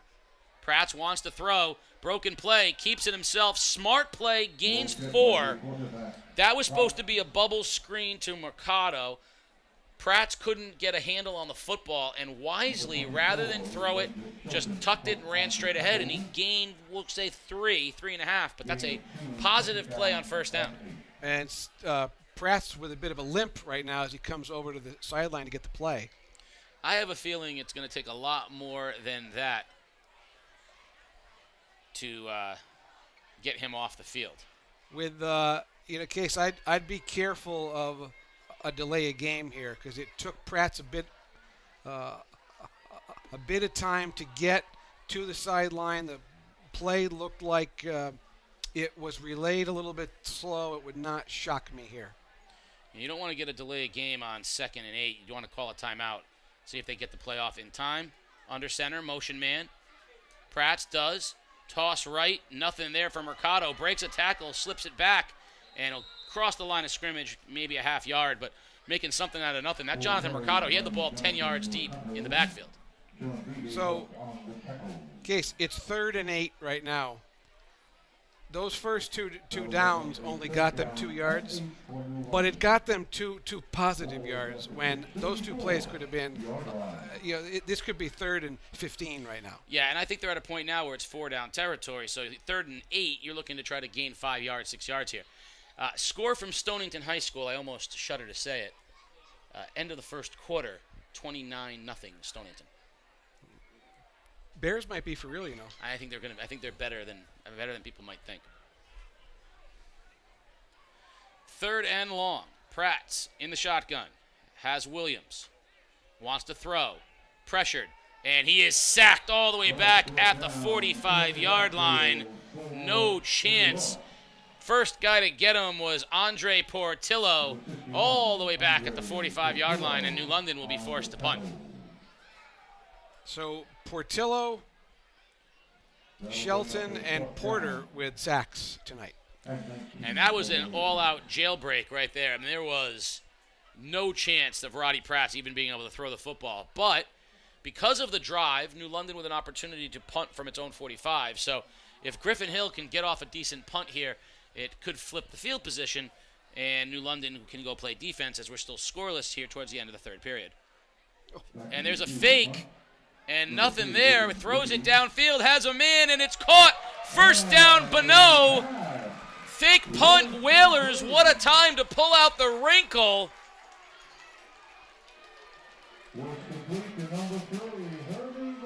Bonneau went out in the pattern, and Pedro Perry in on the fake, and there is a first down Whalers and a unexpected, unorthodox first down for New London. Bonneau caught that? Bonneau. Okay. So New London, who puts a motion man in every time they punt, that time used the motion man as the quarterback, threw the ball to Bonneau, and first down Whalers at the 24-yard line. Now you got to make good on the drive after pulling out your trick. In motion, Mercado. Fake handoff. Pratt rolls. Has a man. Corner. Looking and incomplete. And he was looking for Bonneau, and Bonneau was open, but he was on the other shoulder. And he was defended out there by multiple Falcons, and I think he wanted a pass interference penalty, but it was behind him, so no, good call. Bonneau did have a step, though. And who was that? Was that Cabuso? Cabuso was the main guy defending him out there. But you can see New London knows it's got a chance to take some shots here. This is the part of the field where they haven't been down here other than the one big play that got them there. So they got here through the ground game. Let's see if they continue to try to use the ground game. Cabuso was behind. Get it? Caboose. Yes. I like that, Mike. Yeah. Second down. Handoff. Williams straight up the gut. Lowers his helmet. Gains about 5.5, 6 yards. So big positive play. It'll bring up 3rd and 5 for the Whalers. 40 yards rushing for Williams. He's earned every one of them, too. Dannett is the kicker. I don't think he's got the leg strength to get it from here. Well, considering you told me that he whiffed on a kickoff Yes. last week, I'm not sure we'd call him the kicker. Hobbling off the field is offensive lineman Jefferson Bernardo, so we'll have a substitute lineman in the game for New London on this 3rd down. Let's see if that affects the pressure and or play. 3rd and 5, ball on the 20-yard line. Heading down under 2 minutes remaining here in the third period, no score. Prats wants to throw, pressured, evades the pressure, steps up, on his feet, cuts it inside, first down. Roddy Pratt's inside the 10-yard line. Big play by the quarterback. The senior gets New London 1st and goal from the 9. Boy, that is all Roddy Pratt's right there, Case, because he looked up and saw one giant white jersey coming at him. He evaded the first bit of pressure to the outside, and then wisely went straight forward and broke a tackle. And the kid's tough. Got him. They had a nose for the first down marker. It's 1st and goal New London now. Ball's at the 9-yard line. Williams is the lone setback. Pratt's under center. Dive to Williams, and nothing there that time. Center of the Falcons line. Stout, to say the least. Shelton in the mix. Feel like we've called his name an awful lot tonight. Hey, can I tell you how much I hated that play? How much did you hate that play, Mike? Well, considering it has got you 0 all night. ... I would like that play if on this play they take it out of his stomach and there's someone running in the middle of the field. Fair point. But I haven't seen that yet. So I'll be okay with it if they do that, but I just have not seen them. Look at the middle of the field, Mike. Look, everything on the other side of the official. Yes. 2nd and 9. 20 seconds remaining in the quarter. Jet sweep. And nothing there. Loss of yards that time for Mercado. Portillo knocks him down all the way back at the 15. That's going to take us to the end of the third quarter. The Whalers are in the red zone, but they just went backwards. No score at Canamela Field. Fourth quarter action on the other side. You're watching Game Day live on theday.com.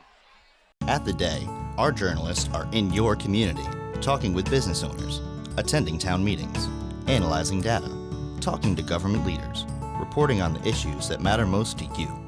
Since 1881, we have been serving our community and will continue to do so 7 days a week, 365 days a year. Never miss a day of news. Enjoy convenient home delivery right to your doorstep, 7 days a week. Subscribe at theday.com/membership. Game Day is a production of The Day Publishing Company. If you'd like to support Game Day and help us continue to bring you the best in Connecticut high school sports, please consider purchasing a print or digital subscription to The Day at theday.com/subscribe. Game Day is brought to you by Waterford Dental Health. At Waterford Dental Health, we provide solutions to all your dental needs. 177 Boston Post Road at waterforddentalhealth.com. Casey O'Neill along with Mike DeMoro. Live at Canamela Field, we're scoreless heading into the fourth quarter between the New London High School Whalers and the Fitch Falcons. New London knocking on the door, though they just went backwards on second down, so it's going to be 3rd and goal. Ball looks to be marked at about the 12-yard line. The fake punt that New London had earlier sustaining this drive, and this is the best they have been since an early foray into the red zone in the first period. So 2 plays here, Mike, to score a touchdown. The question is, will Roddy Pratts have time for his receivers to get open? Because his receivers can beat the Fitch corners. He just hasn't had any time to throw the ball. So, Case, if you get this to about the 6, right? It's 4th and goal at the 6. Do you try a field goal? No, you go for it, because if you don't get it, you got them backed up inside on the 5-yard line. But I don't think they have a kicker who I would even try a field goal. I wouldn't try it. Pratts from the shotgun, wants to throw, corner route, looking for Bonneau, and it's incomplete, but there's going to be a flag. Bonneau was open, flag's going to be on Cabuso, and he and Bonneau have been battling all night, and they're going to get Cabuso on a pass interference penalty, and that will make it a 1st and goal for New London, give them 4 shots from the 5-yard line. Case, down on the sideline last week, I stood next to Bonneau. I'd make him about 6'2", 6'3", so that's a really good call. Yeah, they have the corners of New London, you don't see 6-foot-tall corners in high school football very often at this level. And they're both quick, athletic, strong, and underrated. They're both smart football players. Moose Dinette and Herbie Bonneau are football players. They know what they're doing out there, and it shows you. I can't wait to see them face teams that like to throw the ball, because I think they're going to be locked down, and it's going to be very interesting. But it'll be 1st and goal for New London. Ball is going to be moved into the 6-yard line. Yeah, and they're still, given the way the running game has struggled, they're still a considerable ways away here. 4 downs to get 6 yards. I might throw that fade again. Why is it 3rd and 6 from the 6? It was a pass interference penalty. It shouldn't be. Shouldn't that be an automatic? Or is it half the distance? It's not an automatic 1st down? I don't understand high school rules if that's not an automatic 1st down. Toss to Williams. Has a hole. Cuts it outside. Spin move. Reaches for the end zone. And he's going to be just shy right at the goal line. Great individual effort from Josiah Williams. So to be clear, on 3rd and goal from the 12, you can have pass interference. It's half the distance to the goal, and it's not an automatic 1st down. You know what, Case? I was unaware of that. Apparently, that must be a federation rule. Message to defenders. And if that doesn't tell a defender, tackle the guy. That is completely counterintuitive right there. Tackle the guy, because they gained 3 yards and got the down back. So 4th and goal. New London on the goal line, half-yard line. Pratt hands it off. Williams, touchdown, Whalers. Josiah Williams with the first points of the game. 6-0 New London. That was the biggest hole he had all night. Yes, it was not even close. He walked into the end zone untouched, and the Whalers have broken the seal, if you will, first points of the game. So your question of will someone score is yes, and it's New London with 10:56 remaining in the ball game. 6-0 Whalers, and extra point will now be attempted. In case I may see the officials after the game, and I will ask them that. Leo Griffin-Hill will kick the extra point for New London. Snap is good, hold is good, kick is up, and it is good. And I have changed my mind. If faced with the same point later, I would say yes, kick the field goal, because Griffin-Hill can kick it 30 yards straight ahead. Okay, so when Peter and I were doing the video with Moose the other day, we were talking about his kicking and how he has a little hop at the end of when he kicks, and I was telling him who I was trying to explain to him who Mark Mosley was. Straight ahead kicker, Washington 3 steps back. Football team. Yes, walk to the ball slowly, and then boom, and he couldn't. Blew his mind. Now, I have a question, and I mean this sincerely. I'm not trying to ruffle feathers, but this is for both of you. Mark Mosley did not play for the Washington football team. He played for the Washington team whose nickname no longer exists. When you're referring to something historical, should you name the mascot of the team since that's who he played for, or do you just say the Washington football team because you assume people are going to know what you meant?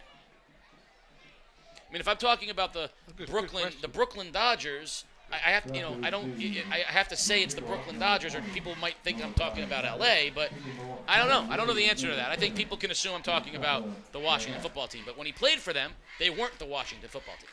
So. Good questions all. It's not as hard for, Spencer Lockwood holds the record at Killingly High School. That's easier. I don't have to even go down that road. And I certainly don't have to say that I didn't say it and then say it. All right, let's see if Dinette can get into this one. No, nope. That's what he does. High, and it's fielded very nicely at the 45-yard line. That took a nice high hop, and it was fielded by Greaves, the sure-handed Aiden Greaves. And Fitch will have good field position. I'm curious why Dinette kicks off and not Griffin-Hill. Wouldn't what Griffin-Hill does, just doing that, be better than what Dinette does? So New London did that a couple of times last week. It did not hurt them. It has not hurt them so far tonight. It is going to hurt them. Okay? So, Yeah, they just gave Fitch 30 yards here. Yeah, you can't have that long term. So, 1st and 10 Falcons at the 47-yard line. Toss left to Williams. Williams cuts it outside, now cuts it back inside. Nice gain on first down of about 8 yards for Thomas Williams, the senior back for the Falcons, gets them well into New London territory, and will give it, more importantly, a 2nd and short. So now that Fitch has this sense of urgency, we're going to see who they think they are now, and that is run behind the left side of your line. And I got to see what the adjustment might be for New London if they overload that side of the line. I mean, I would, but Fitch is doing a nice job sending receivers bottom left so that they can keep that extra defender away. It's a very good matchup between two good coaches. Handoff up the gut. Fullback will have the first down. That's Santora. And he's brought down quickly by sophomore Kyle Parks. But the chains will move, and the Falcons will have a first down at the New London 42-yard line. Hey, Case, I know it was a first down, but Parks really smashed him there. Yeah, Kyle Parks. He played well last week, just a sophomore. Yeah, well, you say that an awful lot. If you go through these guys, there's a lot of young kids on the field, both sides of the ball.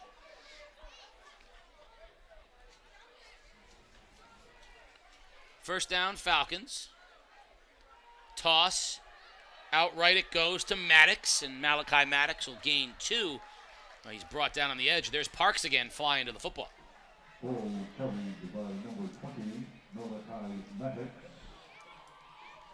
Maddox that time, I think, was a little surprised at how quickly Parks closed. He was waiting to try to cut it back inside, and Parks met him at the cut point, never let it happen. Gain of 3, maybe 4, 9 minutes and counting here in the fourth period. New London on top 7-0. Either way, I think we've learned that the identity of New London is going to be defense. Let's find out as they have to try to defend it once again here at the end of a ballgame. Just like the old days, case Gil Vargas. Run it and play defense. Second down. Fullback dive to Santora, and it's not there. Great job. Interior of the New London line, Aiden Perry was the first guy to get a hold of him. Perry and Schneider Sanat. You know, Case, that's where when Jack Cochran won all of his games at Bloomfield and New Britain, he always said the same thing. You put your 11 best athletes on defense. Yep. Because if you can dominate on the defensive end, everything else falls into place. And that's what he learned here. Yes. 3rd and 6. 8 minutes remaining. In motion, Williams. There's the bread and butter play. Toss left. First down, Williams. And he'll cross the 25-yard line to the 24. Head of steam, and Thomas Williams is tough to bring down.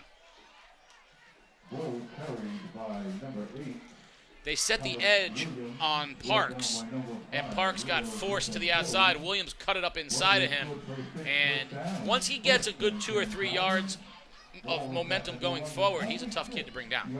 He has 51 yards rushing.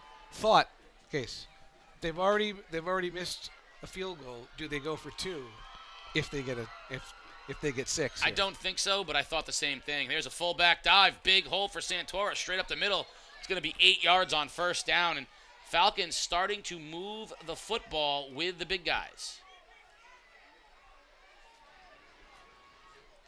New London might be getting a little bit pushed around here. Smaller line of New London, a little bit younger, a little less experienced. Fitch is controlling the line of scrimmage at the moment. And keep in mind, Case, where that kickoff went. In motion, Williams, and there's a penalty flag down. We think we're going to have a legal procedure against the Falcons.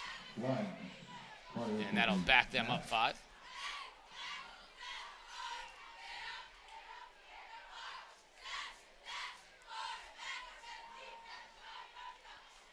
Illegal procedure penalty against Fitch.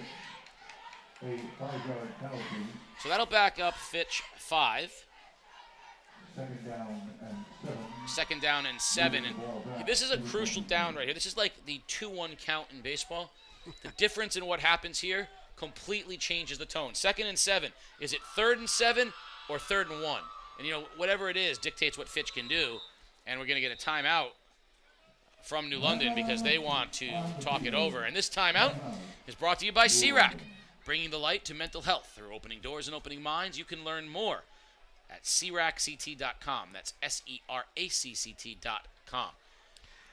Okay, to your point, I think Fitch's version of a 4-seamer here is run left. Here's my best pitch. Yeah, it's 2nd and 7. They have not run toss left for like less than 3 yards. Do you want 3rd and 4? And if you do, you're saying I'm going to go for it 2 times anyway. So the question I have is, what does New London do to combat that? The problem with overplaying it is that that's when the Falcons do trap right, and if you're New London, you still have the 7-0 lead. So I think Johnny Burns and his coaching staff have called an excellent game defensively. They've had a little bend, not break to them. This is going to be a chance for them to step up. And I think Mike Ellis has been very conservative. Let's see if he changes things up. Those are my guys from Jennings right there. 2nd and 7. Ball at the 23-yard line. Perry under center. In motion, Williams. Fakes the handoff. Option play. Breaks a tackle. Still on his feet. Trying to get to the outside. Cuts it inside. Back outside. Oh, look at him move. Still on his feet. Touchdown! How did Benjamin Perry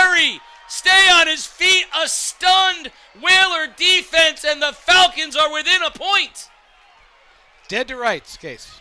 Dead to rights. They lose this game, they'll be seeing that one in their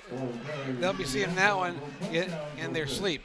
They had Perry tackled for a loss. They had him tackled in the backfield. They had him behind the line of scrimmage. And Dannett can't figure out how he didn't make the tackle. He cut it back inside, and we said Perry was slippery. Well, he slipped his way all the way into the end zone that time, and they're a point away from tying this up. Well, we called him shifty earlier in the game. Case, that's the personification of it right there. And you had asked if they were going to go for two. Well, guess what? With 6.5 minutes left, the Falcons are going for two. There goes Williams in motion. Same play, and this time he's not getting out of the grasp. Wrapping him up quickly was Kintrell DeSources, and that is a big-time stop for the New London defense, 7-6 Whalers. DeSources, we haven't called his name all night. Biggest play of the game right there. Suddenly, that makes the touchdown run a duller ache right there, Case. Well, Wow. I mean, at one point, it's huge. The Falcon offense did exactly what it needed to do, but that was almost the exact same play. Perry was trying to make it happen with his feet, and that time DeSources said, no, we're not going to have any messing around. The first guy can't try to tackle him jersey style. Every time you got him by his jersey, he escapes. You got to get him low, waist down, and you got to bring him to the ground. Too many times that first tackler has not been able to bring Perry down, and he is, whether you want to say shifty, slippery, or just plain tough, 7-6 New London, and they survived the two-point conversion. And Case, DeSources again, just a sophomore. I mean, you said this. You said this before. We should say it again. They're going to be good here, and is it going to be this year? Not sure, but sooner or later, these sophomores are going to become seniors. Yeah, there was an old adage, they're young and bad, but maybe someday they'll be old and bad. New London's young and good. What they don't have yet is the development that comes size and strength. They're going to get stronger and bigger. I think that there's a lot of talent here on this New London team. I'm excited for the future of Whaler football. Look at the numbers on the sidelines. A lot of different kids. This is going to be a matchup that we're going to be looking for years to come. Onside kick. Ball is loose and handled nicely at the 40-yard line. The Whalers got a break. It scooted down, stayed low, and the Whalers were able to fall on it. So not kicking that ball deep, unless New London turns it over, is going to give Fitch the long field here. I don't really understand that with 6.5 minutes left. I agree, and it's not like New London has been driving with the football. I mean, I think Fitch figured it needs the time. I don't think Fitch thinks it can get score in less than 5 minutes. So here's what the Whalers, can they get a couple of first downs and put some pressure on the Falcons? 1st and 10 Whalers. Pratt's from the shotgun. In motion, Mercado. Pratt fakes the handoff, keeps it himself, and will gain maybe 2.5 yards on first down, but a forward play will keep the clock running and will be under 6 minutes by the time the Whalers step up for second down. Fitch does have all three of its timeouts. They're going to say he got a yard, so 2nd and 9. Be interesting to see if New London takes shots or gets ultra conservative, because they can take this thing down under 5 minutes, 4.5 minutes remaining, punt it away, and make Fitch go the length of the field, or will they take a shot and try to keep the drive going and move the chains? 2nd and 9. Williams stands behind Pratt. Motion man. Jet sweep. Flags on the play. Nothing there. Mercado cuts it back inside. Gain of 1. But we're going to get multiple flags. I think that's going to go against New London and back them up even further. Let's see what the officials say. Officials are talking. I want to see what Coach Mike Ellis wants to do. Question is it a hold against New London? It's an illegal, looks like an illegal shift, and it was declined, or illegal motion, it was declined, and it's going to bring up 3rd and 8. So 5:40. The big thing that did is it stopped the clock, Now the clock's going to move with 5:40. So New London can run this play at about 5 minutes and change. And like I said, Fitch could get the ball back with 4.5 minutes remaining. So on third down, I don't think New London's going to put it in the air. I think they're going to keep the clock moving. Not with the way Fitch has been able to rush the passer tonight. Too many bad things can happen. I think we're going to get movement from New London. Yeah, illegal procedure. And it's funny, I was just about to say, if I was New London, I'd do a hard count because Fitch was like chomping at the bit. I think you might have been able to draw Fitch, but instead New London moved. That's going to make 3rd and 14, and I think almost assuredly New London will now. The question is, 5 minutes and 10 seconds, clock running, 3rd and 14. Fitch might not get the ball back till under 4 minutes remaining. Will they take a timeout here? If they hold with the timeouts, it's probably enough time. Yeah, I don't know the way their offense is really not geared for that. It'll depend on where they get the football. 3rd and long for New London. Prats is going to throw. Throws over the middle, and it had his man open, had Griffin Hill incomplete. We've said the middle of the field was open, defended nicely by Kilgore, and New London will have to punt. It was intended for Leo Griffin Hill. So big punt right here for New London. The last time they faked it, they won't do that this time. He was open. We knew the middle of the field would be open, and that wasn't really Pratt. Pratt just didn't have any time to throw the football. He couldn't step into it. So Greaves is back at his own 25. Griffin Hill stands at his own 30. A big punt coming for the New London senior. Snap is good. Kick is up. He kicks it away from Greaves, and it takes a Whaler bounce and spins sideways at the 24-yard line, 23-yard line. So good result for New London.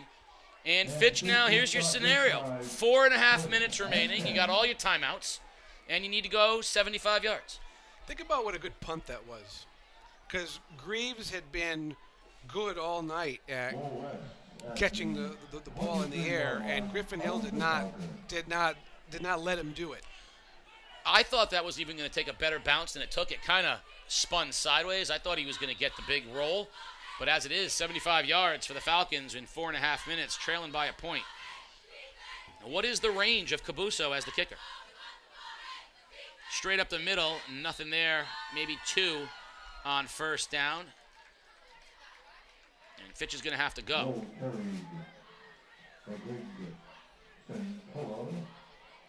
Santoro on the carry that time. And Fitch, I know they don't feel a lot of, for this offense, 4 minutes is not a lot of time. No case. And again, we're huddling up. It's just going to take way too long. Tick, tick, tick, tick, tick, right? Pitch wide. Maddox cuts it inside, and a nice job running to the football for New London. First one there was Josiah Williams. Also in on the tackle was Schneider Sanat, and it's going to be a gain of about 5, though. It's going to bring up 3rd and short. It'll be 3rd and 2. But I listen.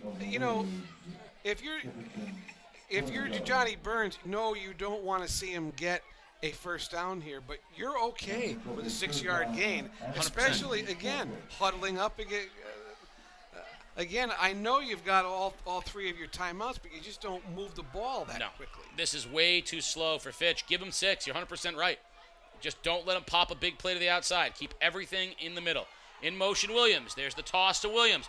And a great job funneling him back inside. He'll have the first down. Still on his feet. Crosses the 45-yard line. That's a great individual effort from Thomas Williams. But New London did exactly the right thing. They funneled him back inside, and Fitch is going to huddle up again. The clock's going to run. It's going to be under 3 minutes when they get to the football. I think you saw on that play, if Fitch has a big play in it, it's going to be Thomas Williams. Does Fitch have the courage to do a play action and take a shot with the corners of New London? First down. There it is. Perry throws deep down the sideline, and it's incomplete as he overthrows Greaves, and he was covered very well. Nothing there. Low percentage. I mean, that was it was a low percentage, and Bonneau rather, was playing deep safety on that side as well.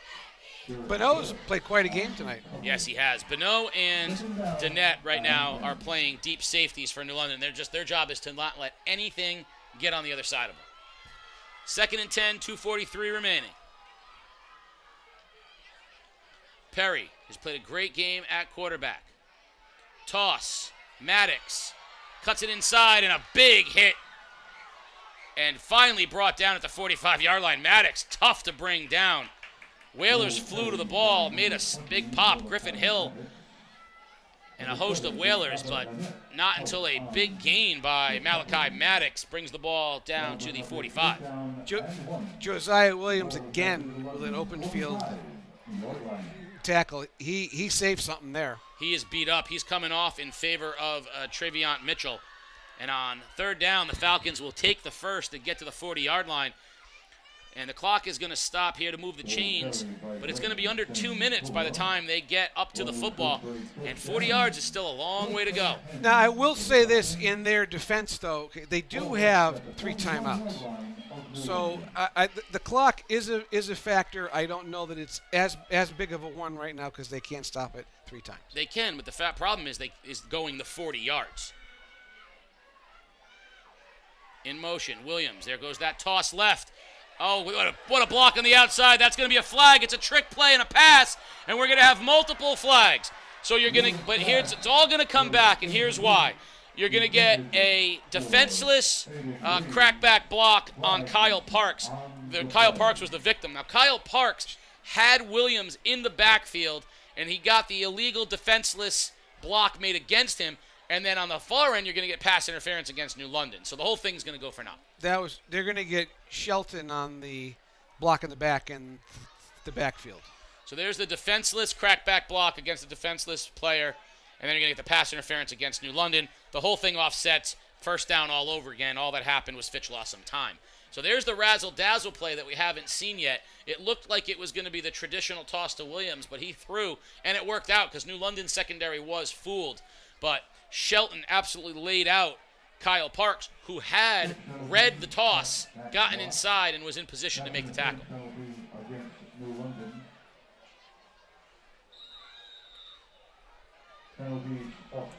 So offsetting penalties, 1:38 remaining. 1st and 10, Fitch, ball at the 41-yard line.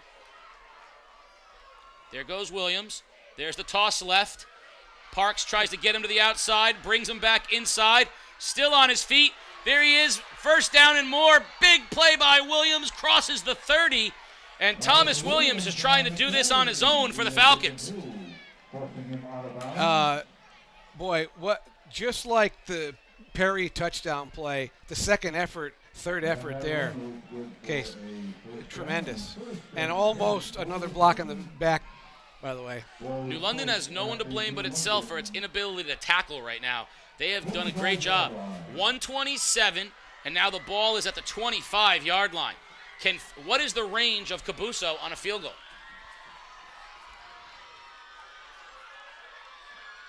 Handoff up the gut. Good hole on 1st down for Santora. Gain of about 7. I think he's going to get down across to the 20-yard line, and the Falcons will call their first timeout. Thomas Williams up to 79 yards rushing now. We have a timeout on the field, and we should tell you that this timeout is brought to you by CRAC, bringing the light to mental health through opening doors and opening minds. CRAC.com. That's SERACCT.com. Wow. So, what a good ending. It's funny because week 1, you guys did not have a great game, Killingly and Waterford. At least they put up a lot of points, but it wasn't a very close game. Last week we got to see the coming out of Ledyard a little bit. So I think good game, but this has been the first getting kind of the feel for it. This is the first competitive game that we've had. Okay, we should mention next Friday at 6:30 NFA and number 1 Darien. And let's hope they're still number 1 next week because it's not like they have an easy game this weekend. They play Newtown tonight in the rematch of the 2019 championship game. 120. Now, The field goal is really the thing I'm most fascinated by. It's a tough thing to kick, with the pressure and all that, but I'd say, maybe 30 yards is a fair... Well, in case we were down on the field before the game, Mike Ellis was actually holding for his kickers while they were kicking. I didn't see a lot of range. I think they're extra point guys. Well, it's 2nd and 5. Ball is right at the 20-yard line. 1:20 left in the game. Perry to throw. Has a man in the flat. Open. First down and more. Heading to the goal line. Touchdown! Falcons! Unbelievable! Benjamin Perry finds Malachi Maddox, and the Falcons take the lead with 1:13, stunning the Whalers. Okay, so that was his first completion of the night. Timing is everything. What a play and an unbelievable effort again by Malachi Maddox. Went down to get the football, broke a tackle, found the end zone. Fitch will go for 2. Touchdown scored by number 20, Malachi Maddox. Perry rolls, has time, throws, and tipped incomplete. Nicely defended by Quintrell de Sources. So 1:13. Can the Whalers get a return? And can they do something miraculous with 1:13 remaining? So I do want to mention what a great route Maddox ran there.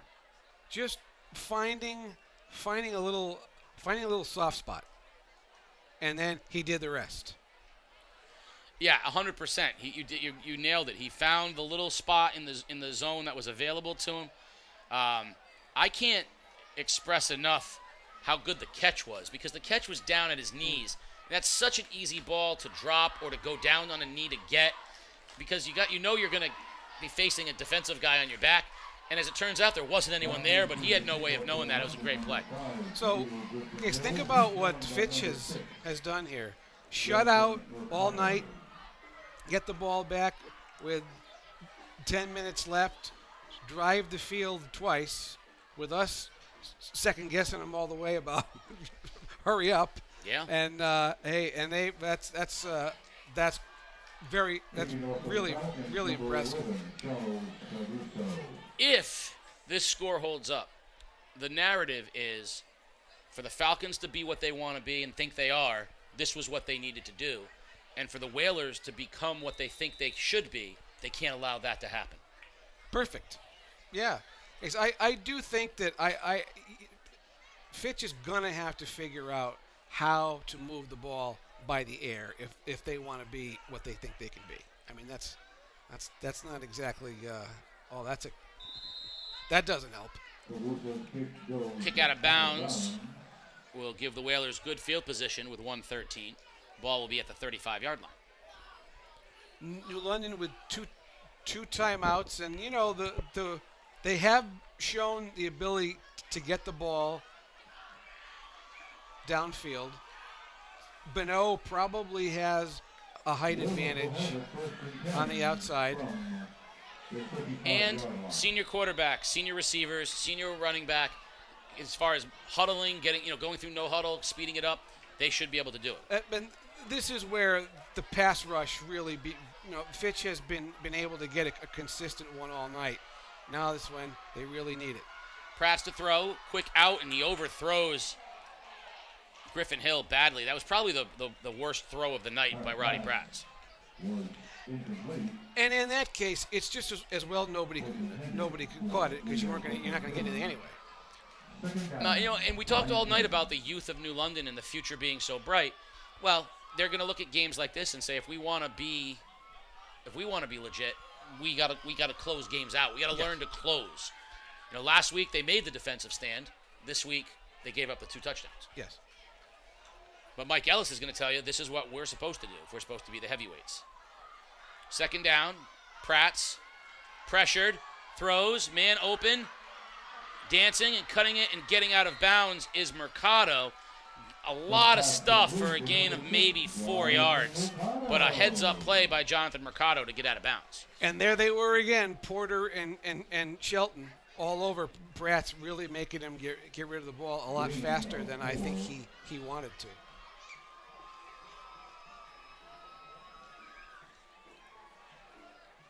Okay, so I don't think we have a clear-cut choice here for the Waterford Dental Health player of the game. No, I have one guy I have in mind, but we're going to have to huddle it up, and you're going to have to wait and see.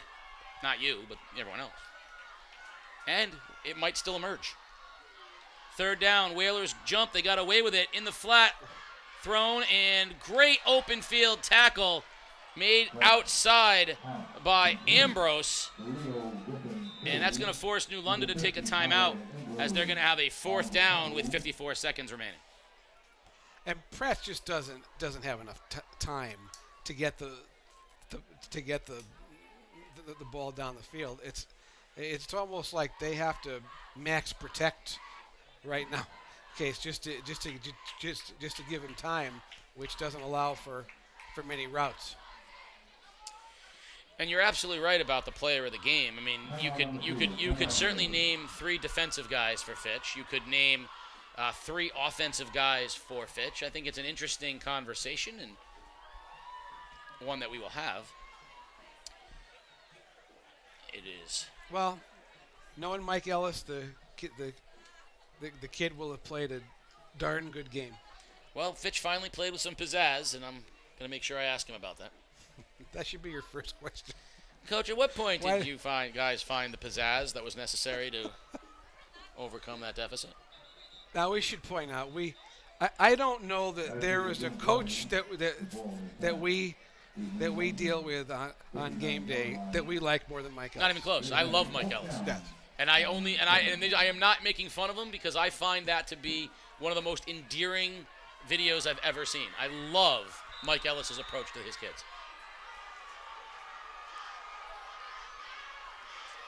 Fourth down. A handoff to Williams, and it's stoned by the Falcons, and that is how the Whalers are going to end up dropping this game unless something unforeseen happens. Josiah Williams had no chance to go anywhere. I think they thought they were going to get Fitch in a bull all-out pass rush, but Josiah Williams had nowhere to go. So with only one timeout, Fitch should simply be able to kneel on the football and run the clock out for this one.